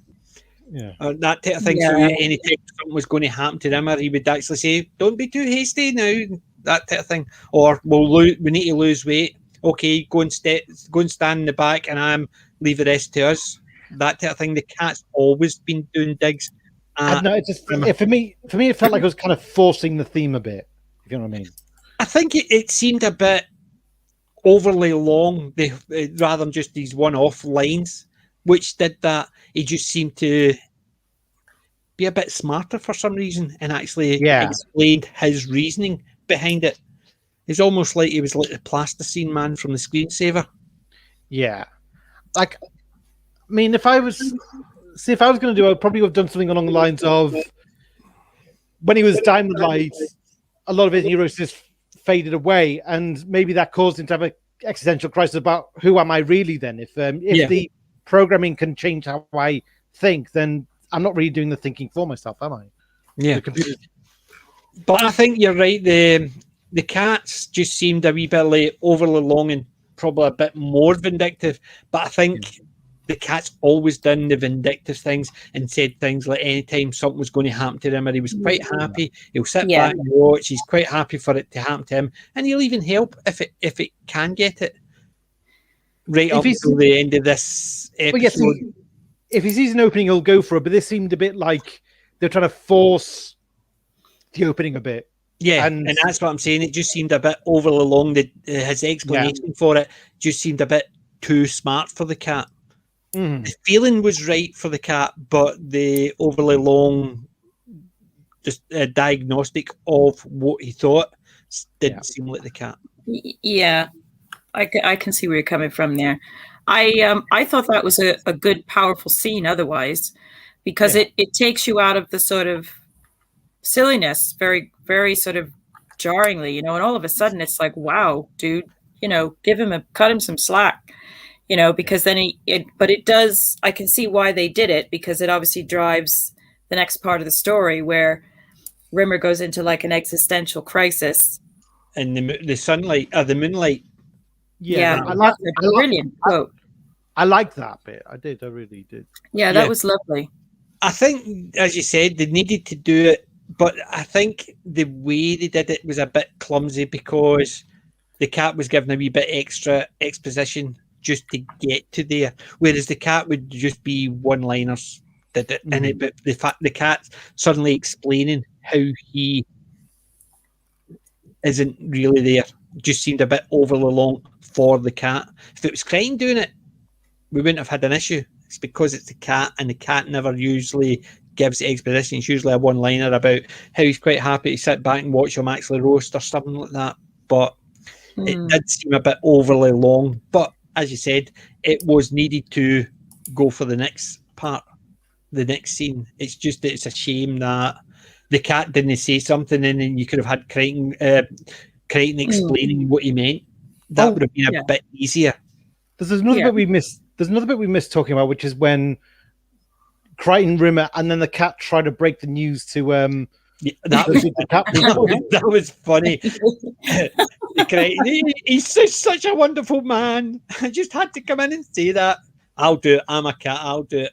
Listen, why do you think me? He says, aye, but he gave us like, I did that. I did that. And then you see the next thing is, listen. The maracas was just hilarious. You can just imagine. That is definitely what Cat would do. Exactly. That's much more true to his character. See, yeah, that was definitely the cat. That was just the way they did it was just perfect for the cat. But it was just the whole fact is, listen, I'm a cat. I'm selfish. I'll go and say it. And then suddenly getting completely turned on his head, and he's basically agreeing with him. He's the one dancing around, and then you've got Lister just looking, going, "Oh God, no! They've already got him." I thought that was a really funny bit, but it was the same again. The cat stole the scene by, "I'll do it." Even the bit when they're talking about they were crash landing parachute, and he's going, is that the gold one with the padding and all that? And he's going, "You did that just for that?" And he goes, "No, I got mittens as well." And then there is another one, unless you've got that next to the leather made from the ejector seats. Hey, when would I ever have two outfits in my wardrobe the same? So no, I only use one parachute. Doctor Who chat's popped in the chat. It's like offering us toast. Hiya. I'm a waffle man. I'm a muffin man. I'm a donut. I'm not a donut man. I'm just a donut. Krispy Kreme. Oh, those actually, are nice. I do like a toasted donut with cottage cheese. That's an unusual one. I haven't had that before.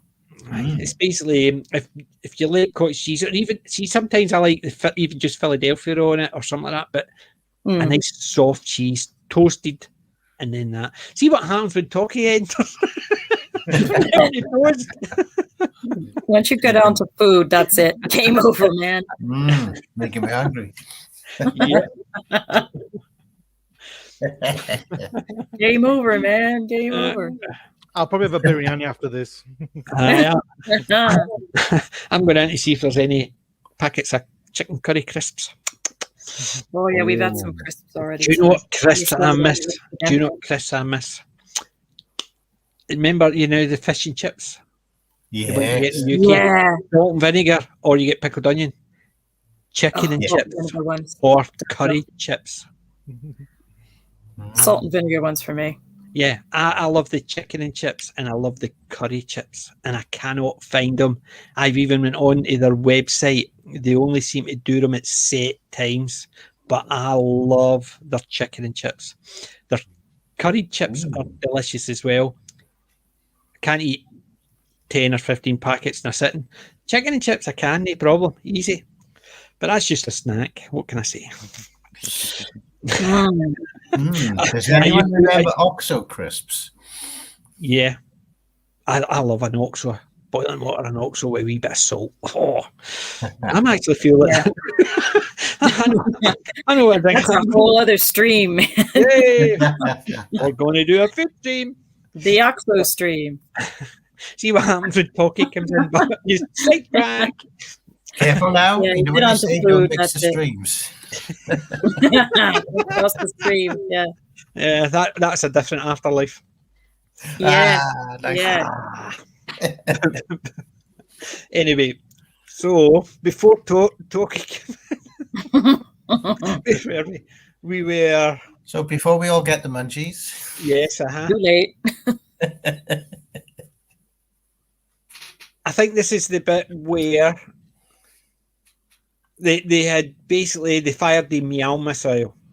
We talked about the jaw and the finger and all that.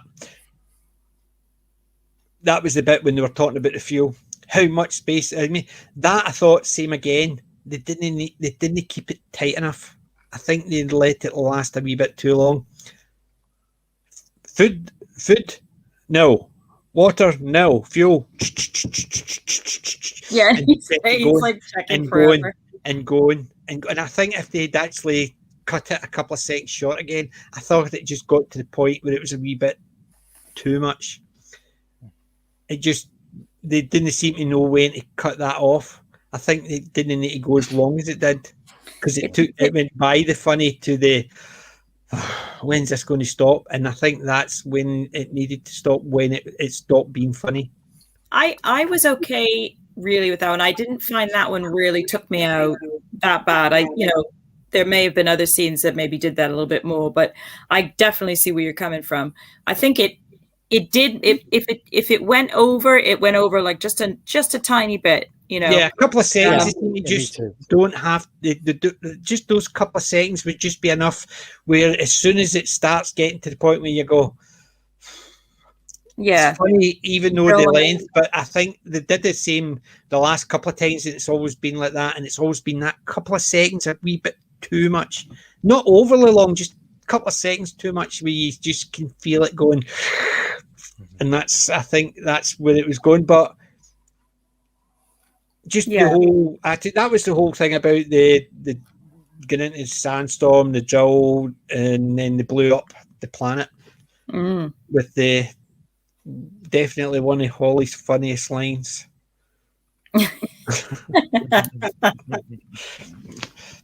I like when he's talking about people getting shirty, about getting blown up. Did any of you survive that? Oh my god, that's a miracle. that was the bit where what do you call him? What's his name? Rodin? No, the Count Ludo was the other guy that his gopher. And that's when he was knocking things off the table and he got his scratch post. I was just round about this part where they did that. Obviously what was the "have you finished" line? Oh, I'll take a note of it because it was roughly about the same times he'd knocked things off the table and he had said about "have you finished." They were trying to explain something and it's gone from my head. Yeah. I'm looking through the script now. I'm just trying to find that spot. I can't remember. It was just around about that one. Doctor Who chat says they still do the fish and chips in the local BMN. Yes, they do. Local BMN home bargains have it as well, but I haven't seen the curry ones or that one for a while. I know, and I went online, couldn't find them either. And I love the chicken and chips one. Oh, I love those. Yeah. Oh, food. Yum, yum, yum, yum. Yeah, I know. Stop talking about it. I just can't think of another topic. Very good. A hazelnut and a V-bite. Squirrel shade.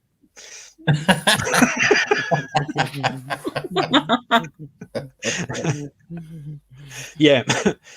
Yeah, so firing a mining torpedo at it.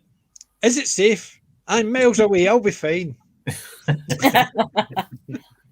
Yeah, but that was the thing as well. I remember I'd said they travelled for 2 months, but Red Dwarf caught up so quickly, which I don't know.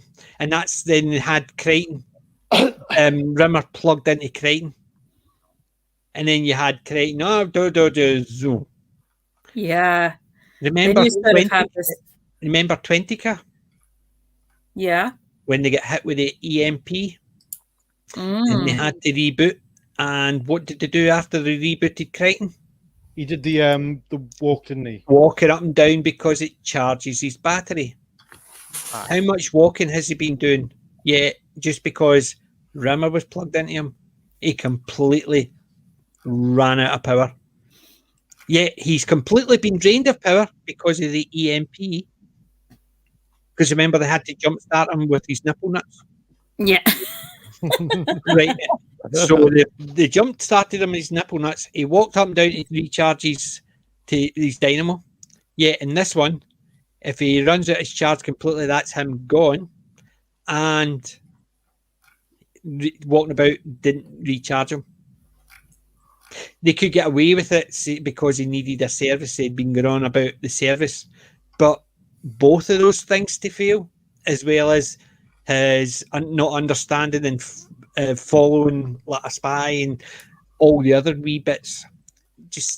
And I know he looked as if he was bashed and bent because his outfit had like patches on it to make it look as if it was bashed and bent, and his nanobots aren't working. So in effect, his nanobots don't work. His dynamo charger isn't working. His memory is failing because when they tell it to follow, so his logic circuits or whatever, and when he gets completely run out of charge, he dies. Yet in the past, he's come back again when they put charge into him. Twentica ruins this part of the scene where he just runs out and he can't get recharged. The thing with Red Dwarf that I've found for myself, I mean, I can be extremely critical of canon in other shows, obviously, like many of us can, but and rightly so. But I think with Red Dwarf, I hear what you're saying, but I didn't find myself getting they don't take you out of the story. No, and I still was able to enjoy the story, which is I think is a really shows how endearing. I think the difference is, see if it was a more serious show, then all it wouldn't work. The things would be unforgivable.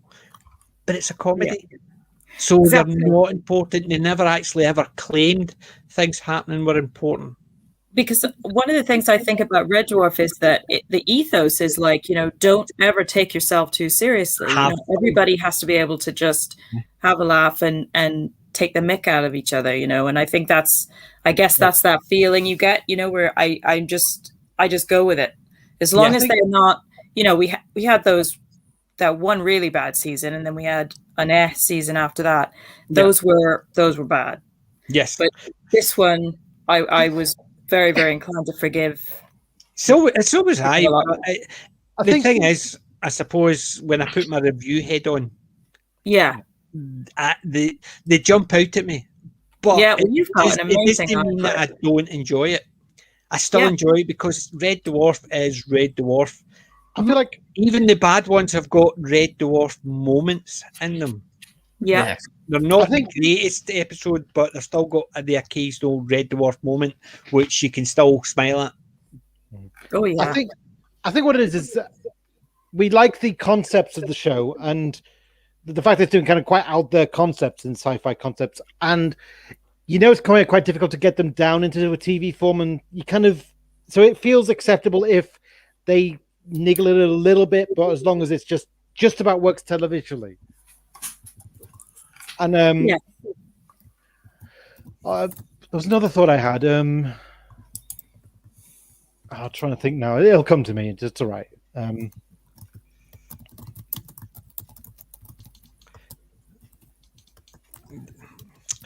Dr. Chat says, I love the way you just said recharge him with his nipple nuts without laughing. LOL.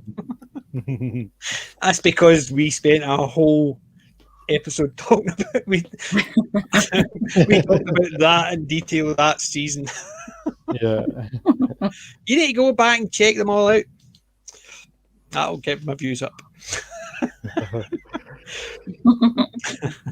But that's what I'm trying to get more subscribers, more views, anything. I'm just actually out there for fun.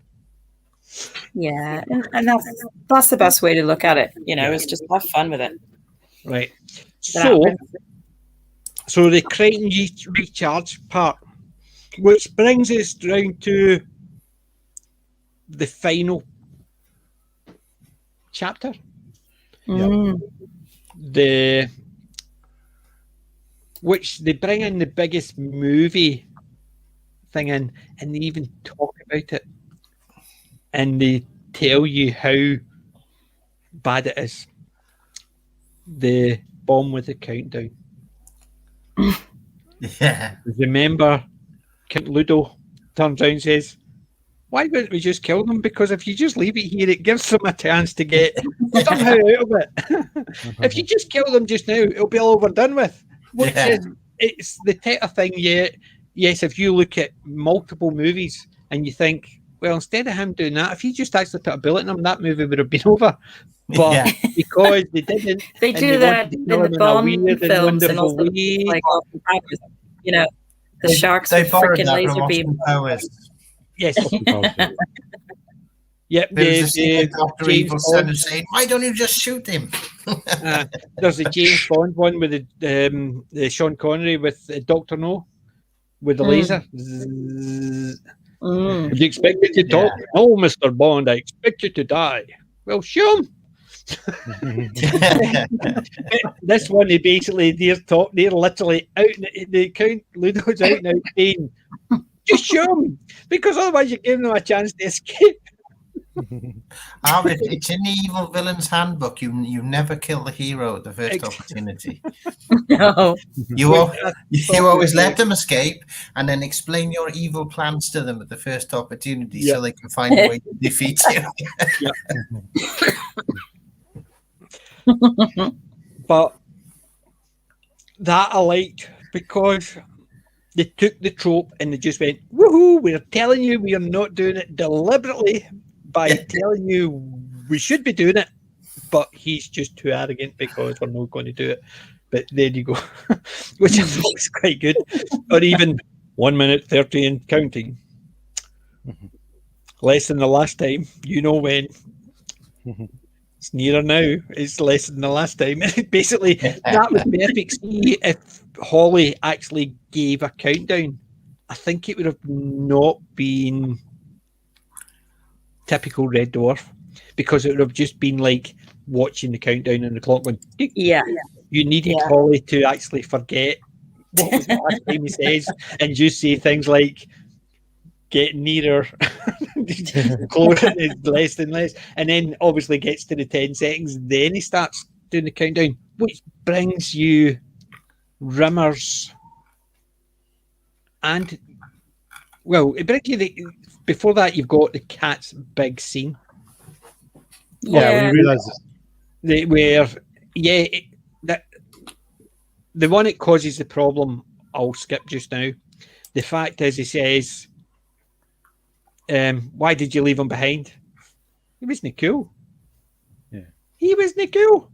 Scruffy hair, crooked teeth. The day you left me, basically I said, nobody would ever say I was uncool again, and I've never been. And that I thought was really good, but it was the fact is, you want to come back with us? No, I am home. And he just went out. And that's the case of it. That's the first time he acknowledged this is home. Red Dwarf is his home. He's not looking for anything else. He is home. Yeah. I have to say, go ahead. No, I was going to say it's like it's a story. It's a story about the cats, but it's not necessarily a cat episode. Like, I mean, they had plans to do another cat episode earlier in Series 7, and that was going to be a lot more cat centric, where it was cat interacting with its people. Whereas this is kind of more the cats are used as the concept, but it's not really a cat story kind of thing. Cats just kind of it's not. It's more of a Lister story. It's more of a Lister and Rimmer story. Yeah, I think they only tagged the cat in to the last part, which I think it shows it was tacked on because it makes zero sense. Was what about your brother? He's my brother. He was younger than me, and that makes no sense because obviously the cat's older than him. Yeah. And he says, I've had a hard life because I nearly had to work once, right? There's a couple of things wrong with that. One, they left when Cat was young, right? So we know how long. But same again, the cat has been in suspended animation. How many times? For how long? Oh yeah, that's the point. There was at least a couple of episodes they went into suspended animation for hundreds of years. Yeah. So is that implying that the cats have got that technology and Rodin actually uses it just so he can keep his godhood and he just keeps telling people he'll wake him up anytime he's needed? Or it goes down the generations of his acolytes that every so often he'll wake him up? Because it makes zero sense otherwise. Because yes, he could be younger than the cat if he's had more time in stasis than the cat, if he's the older brother. Yeah, that's a bit timey-wimey. Yeah. And I hate that expression, but I know you do. and the captain explained his reasoning for that expression, and it works for me because if something's crappy time travel, then okay, it can be timey-wimey because it's crap. But a good time travel is always good time travel, yeah. Even if it's doesn't make sense, but it can still be fun. But I think because he's meant to be the older brother, but he's younger than the cat, implies there has to be a stasis on theirs, but they never mention it, and everything seems to be running in real time. And the cat, we know, has been in suspended animation for hundreds of years as well. And if that's the case, and he's got suspended animation as a status booth as well, then how far have the cats been traveling, and how did they get close enough to do all this? Well, something to do with relativity and all that sort of thing. And if you're traveling at the speed of light, and they've also travelled at the speed of light after that. So they've travelled faster than the speed of light. They've slowed down. They've went through this light barrier.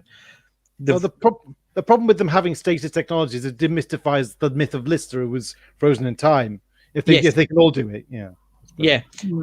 So it basically, the fact is he's meant to be younger, and he says it's because he's had a hard life because he needed to work once. That means that, sorry, if you've been in stasis for hundreds of years, based on the way he came out and he had the head and all that, makes no sense. Because of that and him being a brother. So they didn't need to mention him being a brother. It's just he's a cat. Could have brought him in brother, as in a brother cat. Trying to convince him in because he's cool now. And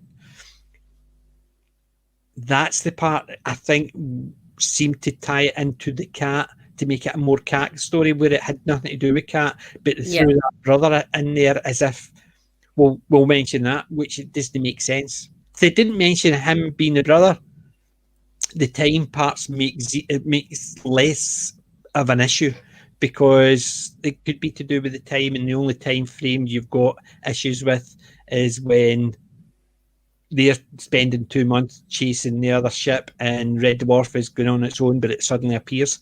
It's a wee niggle.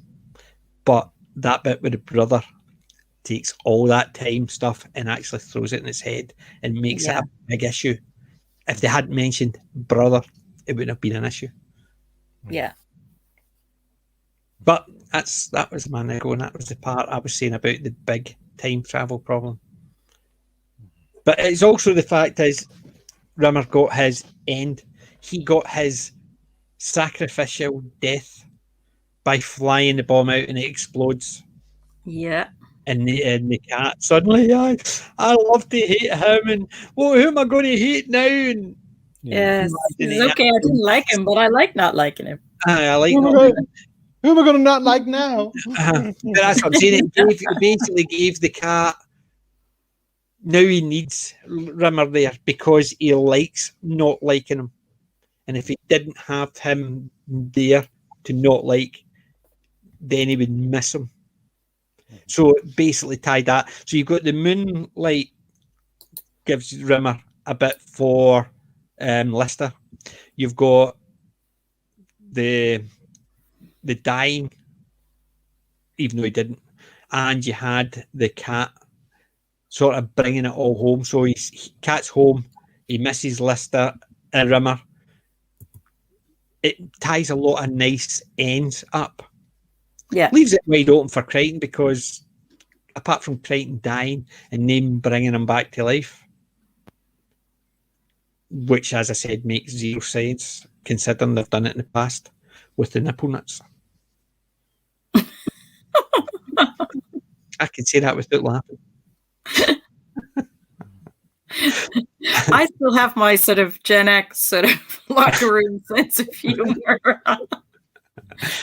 He's cracked me up.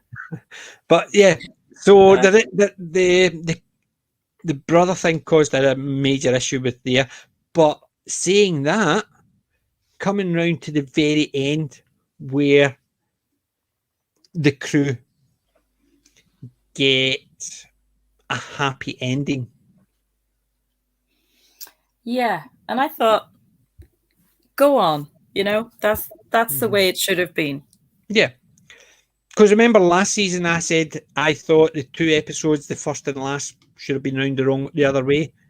We obviously disagreed with this, but I could understand why it finished that way. But I would have thought just because of the wee part at the end of the second episode where it all starts, and you could think if nothing else came from that, then it's all starting from scratch again, and it could just run on again.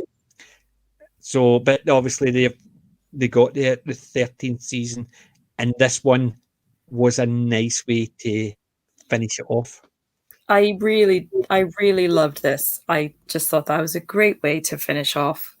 Even if we don't ever see another one, which is looking more and more likely, I would be very happy for this to be the final episode. It's great. And I think if we see any other ones, it's going to be a reboot, which means hell no. Exactly. Because I can't imagine anybody else. I know. PJ, why is this likely to be the end? We should probably explain that, shouldn't we? Yeah. Why this is likely to end? There's a couple of reasons. The main reason, I think, is the disagreement or the court case between Grant and Naylor. There's issues with rights and stuff like that. But I think that's only part of it. So that just seems so petty. It does seem so petty, but I think the two of them are constantly saying that they both plan to do things separately. But I don't think it's a TV show. And the reason I'm saying that is I think they'll come to some agreement where they just do their own thing and none of the two of them have got rights to Red Dwarf, or both of them have got rights. So they could do their books separately, but none of the other one, as long as it says created by both of them, whoever writes the books gets all the royalties from it. The other one doesn't. I think they could do a couple of books like that, even if they get comic books done. One of them organises comic books or something. The reason I don't think a TV show will continue is the guys are getting older. Yeah. If there is any more, I think it would be Jump in the shark, be in a way to introduce newer other characters. I don't think I agree with that. Yeah, because you look at Holly. Norman Lovett is 78. You look at the big difference between the picture in Darren's and Norman's. Holly, this one. Yeah, you could see his age. You look at Craig Charles, you can see he's getting a bit heavier. The cat, you can see he's getting a bit older because the makeup just seemed to be thick on. But he's still obviously fit and healthy. Yeah. Craig's still healthy. He just looks a wee bit chunkier and a wee bit older. And Chris looks like Chris. He doesn't seem to have aged too much. But I think because Robert Llewellyn, you can see he's obviously got a bit more weight on. He is getting older. You can see even under all the prosthetics. I think it's just going to get to the point. It's just too much, especially with Robert with all the prosthetic on and any of the running around they're expected to do in the long days, because it's not just they're filming a couple hours every day. They're actually all the build up to it, and then they're doing it in front of studio audiences. So that's a full long day. I just think it's getting to the point where the guy's age is going. They're going to turn around and go, do you know what? No. They would like to because they enjoy working with each other, but I think it's going to get to the point where illnesses and age is just going to feed into the practice. No. Yeah, I would love to see them, rather than try and force another story and end up risking a jump the shark situation. I would rather see them do a special final set of interviews with all the crew and all the cast, members, where they're discussing, memories of filming different things. And, that would be awesome. That would be like amazing. A goodbye dwarf. Yeah, just like get the writers involved if they could get them together. Do you know, I would like interviewing them as their characters. Yeah, that'd be great. And do we skits, as it were. So you could have Lister talking about how they finally got back to Earth and how he met Kachansky. So you just have the wee bit when he's talking about it, him walking down the aisle with Chrissy, or the picture with Chrissy, him and his two boys. And it's just a wee skit. That's a 2-minute thing. So there's no big filming schedule. But this, so what you do is have them maybe in older makeup to make them look a lot older, talking about it.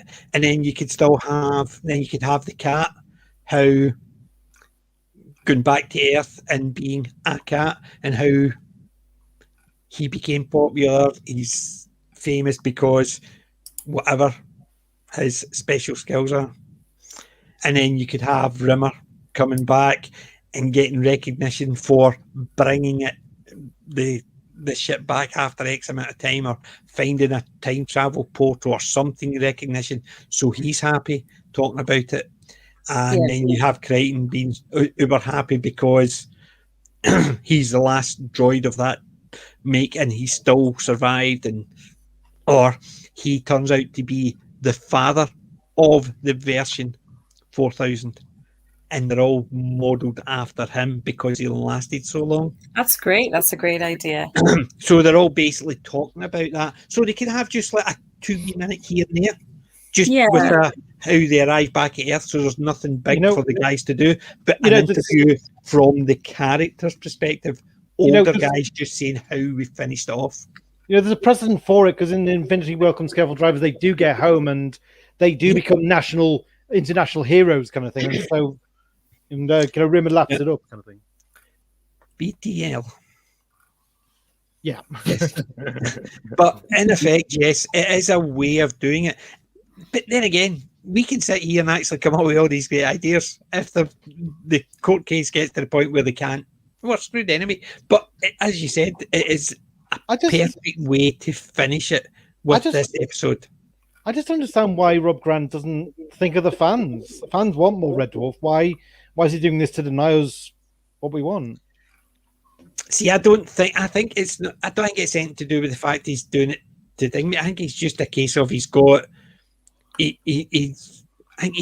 feels as if he's gone too long by allowing it to happen, where everything's fine, we're not going to do that, but he's still not seen anything from it.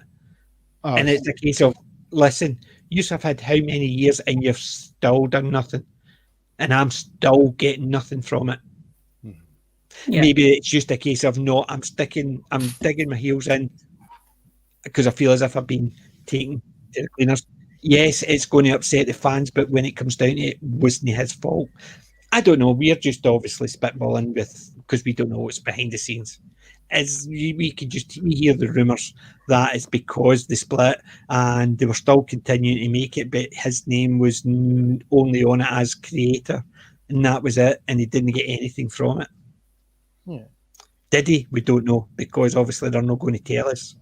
But I think with the ages of the cast and the current situation with the court case and rights, I think it's going to be unlikely. Yeah. But if they did, I would love for an interview with the. Have you seen Babylon 5? I've seen the first Oh, season. Oh yeah, Well, we've seen all of it. Yeah. Right. Remember at the end where Delane comes in? Don't Where tell him Statico's not seen all the. No, it's not a major plot point. It's just Okay. there's one part where it's almost like they're going into the future and they're talking to the news people, and the people are speculating of what happened. It's been a while since I've So they're speculating of seen what it. happened in Delane. They don't believe Delane or Sheridan existed, or this was a made-up thing because it's 100 years ago. So it's obviously based in the future, but it's nothing really about the story. It's just they're talking about how mythology builds up around people. So they Right, set it in the future and they're talking, but Delane turns up because she's Minbari, so living to over 100 nods than Minbari can do. So she's the real woman, comes in and said it's true. So I'm thinking something like that, whereas it's a news story talking to each of them, getting their story about how at the end of their life they think their life has times since they came back or something. Whereas you can have them as old guys just telling stories, and they could still be the ages they are just now because they didn't get back until they were older. Yeah. And this is what that's what I was thinking. But then again, it's easy for us to actually come up with those ideas. But if any of the two of them want to actually make a movie, just let me actually just be a guest as an extra in it. I don't take any money. I'll take nothing. I'll do it for free. Yeah. Dress me up as a girl. I'll be happy. I'm halfway there. I'm halfway there. A hollow girl. Hello, girl. Yeah, I like it. But I mean, it's just we can all fans do that all the time. That's what we do. We enjoy coming up with what ifs. And my what if would be a way to finish it that as the guys get older, it's not going to put too much strain on what they could do.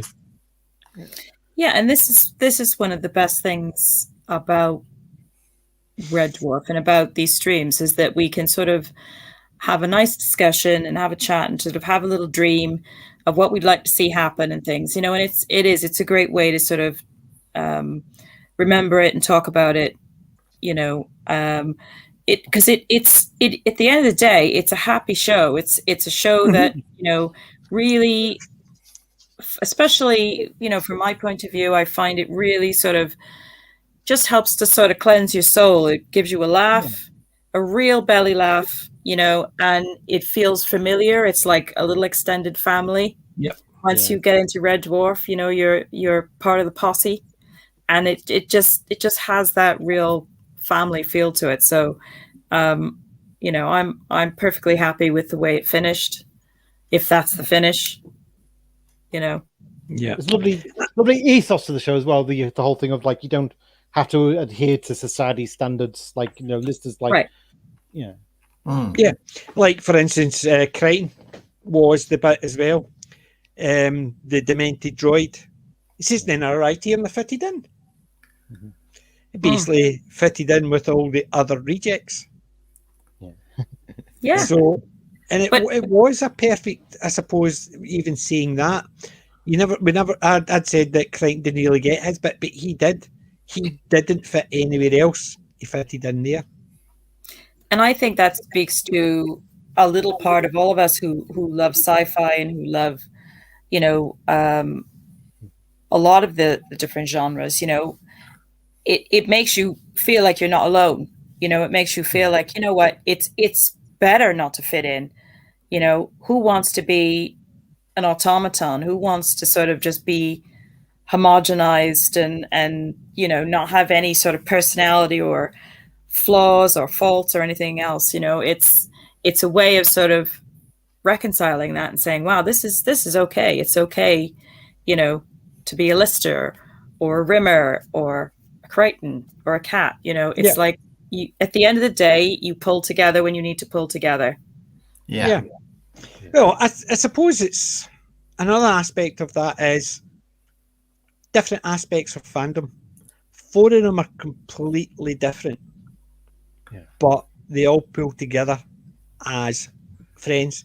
So you can have people who have got all different passions for different fandoms, but we're all geeks and nerds together. So even if some people don't like one, but they like the other, it's never going to be a major issue, because when it comes down to it, we all like the similar genres.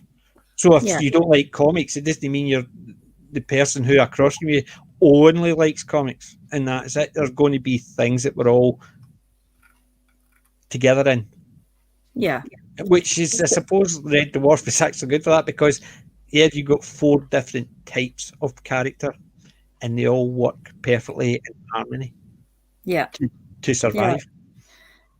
Yeah. It's the geek DNA. You know, it's like we all have the DNA, you know, but it doesn't matter necessarily what we're into. It's, you know, again, at the end of the day, all of us can relate on some level to, you know, to having the passion for a particular show or several shows or a whole genre. You know, it's just a nice feeling.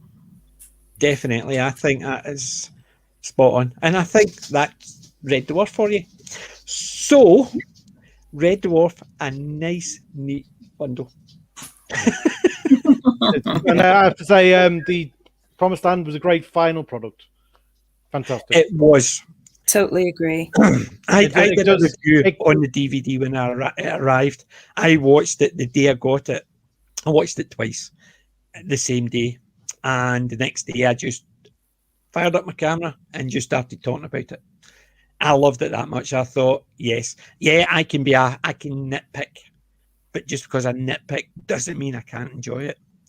Yeah, and it kind of gets better with repeat viewings, doesn't it? It does. It definitely does. Because as I said, these things that I highlight, they are unimportant, because when it comes down to it, Red Dwarf has never been a big one about canon. So it's a case of things in the past, we'll bring them up, we'll mention them, but see if we change something. We're only doing it because currently we want to get a laugh out of it. Don't want to actually go, oh, it would have been funnier if you'd stuck to that. Yes, there's different ways around things, but when it comes down to it, as long as it's funny, as long as it's Red Dwarf humour. It's just our way of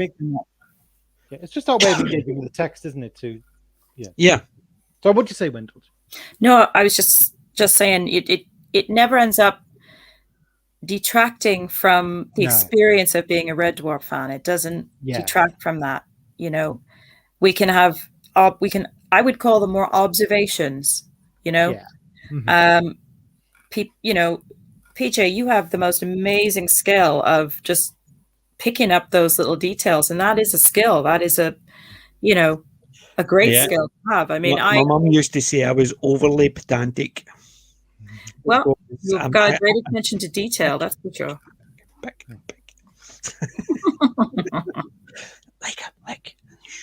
I brought him up especially. Oh, a Starbug. Hey. Oh, and the Scudder. Yeah, I just put them up specially. I've obviously got. I can't quite see them very well. Hold on. Let's see if I can get this. Slowly out. There you go. So. Oh yeah. Yes. Oh, Seeing better now. I can see it now properly. Brilliant. Arnold Rimmer. Obviously, I wear that when I'm actually in costume. Yes. Not that I'm in costume at all at the moment. So I don't do things like that. Hold on. But yes. So that was The Promised Land season 13, and as of the moment, the final season. Yes. But it's not mine's and Sadako's final Red Dwarf. No. Sadako and I are going to do the next 4 weeks, 4 books. Yeah. Fantastic. Next week, excellent. Forward to that. Yeah. next week is Infinity Welcomes Careful Drivers. Excellent. Then after that, it is Better Than Life. Better than life, yeah. Then we're going to either do The Last Human or Backwards, and it depends what way we go, because the two of them are actually followers on from one, but they're sidestep each other. They're not the two of them don't actually follow each other. They're separate. For similar reasons to the court case. Similar reason. The two of them wrote them after Better Than Life, and it's two different ones. But the good thing about the books are, the books have got a lot of the stuff from the show, or the shows have got a lot of stuff from the books. Mm-hmm. The books expand on it, and they're not always as nice. Would you say, Sadaku? They're a bit darker. I was going to yeah. say, it'd be hard to capture that humor. I suspect they probably take them in a slightly more. They do. They expand Seriously. on certain things. They explain things better about ways around it, because obviously the written story is easier to expand. Mm. But there is darker moments in it. Not overly dark, but it's dark humour rather than anything else. Whereas you don't really see a lot of dark humour in Red Dwarf. Yes, you had the Inquisitor. Yes, you had Hudson. Demons and Angels. Demons and Angels, Gunmen of the Apocalypse. So you had darker humour there. But I think even at those, compared to what's in the books, they are still lighter. Yeah. But we'll talk them through over the next 4 weeks. Cool. Excellent. So Will you do them on Wednesdays? So Wednesday, 8 o'clock, we're going to start next week with Infinity Welcomes Careful Drivers.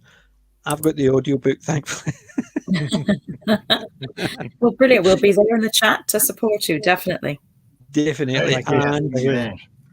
then after Red Dwarf is finished, I got a couple of other things on project-wise. I've got a comic book with Sentinel Comics. I've got 7. I've got to read and review, so we're going to have Sentinel and the artist on, talking about the books. I'm doing Great. a Judge Dredd one, and then from there we'll do things like Babylon 5. Oh my God. Wow. Judge Dredd, Babylon 5, Jackie Chan, name us a genre, a thingy, something, and we'll do specific. Saturday, it's an open, we'll talk about anything, but Wednesday I want to have a subject for each week. Yeah, that's a good idea. So next week, join myself and Sadaku for Infinity Welcomes Careful Drivers. And I have to say that very specifically, because I find that if I try and not say it, if I say it too quickly, Infinity Welcomes Careful Drivers comes out weird, and I try not to. I said it a couple of times. I'm sitting there thinking, what the hell's that word I just said?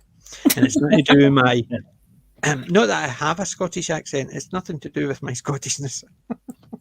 No, I don't have an accent, everybody else does. That's right.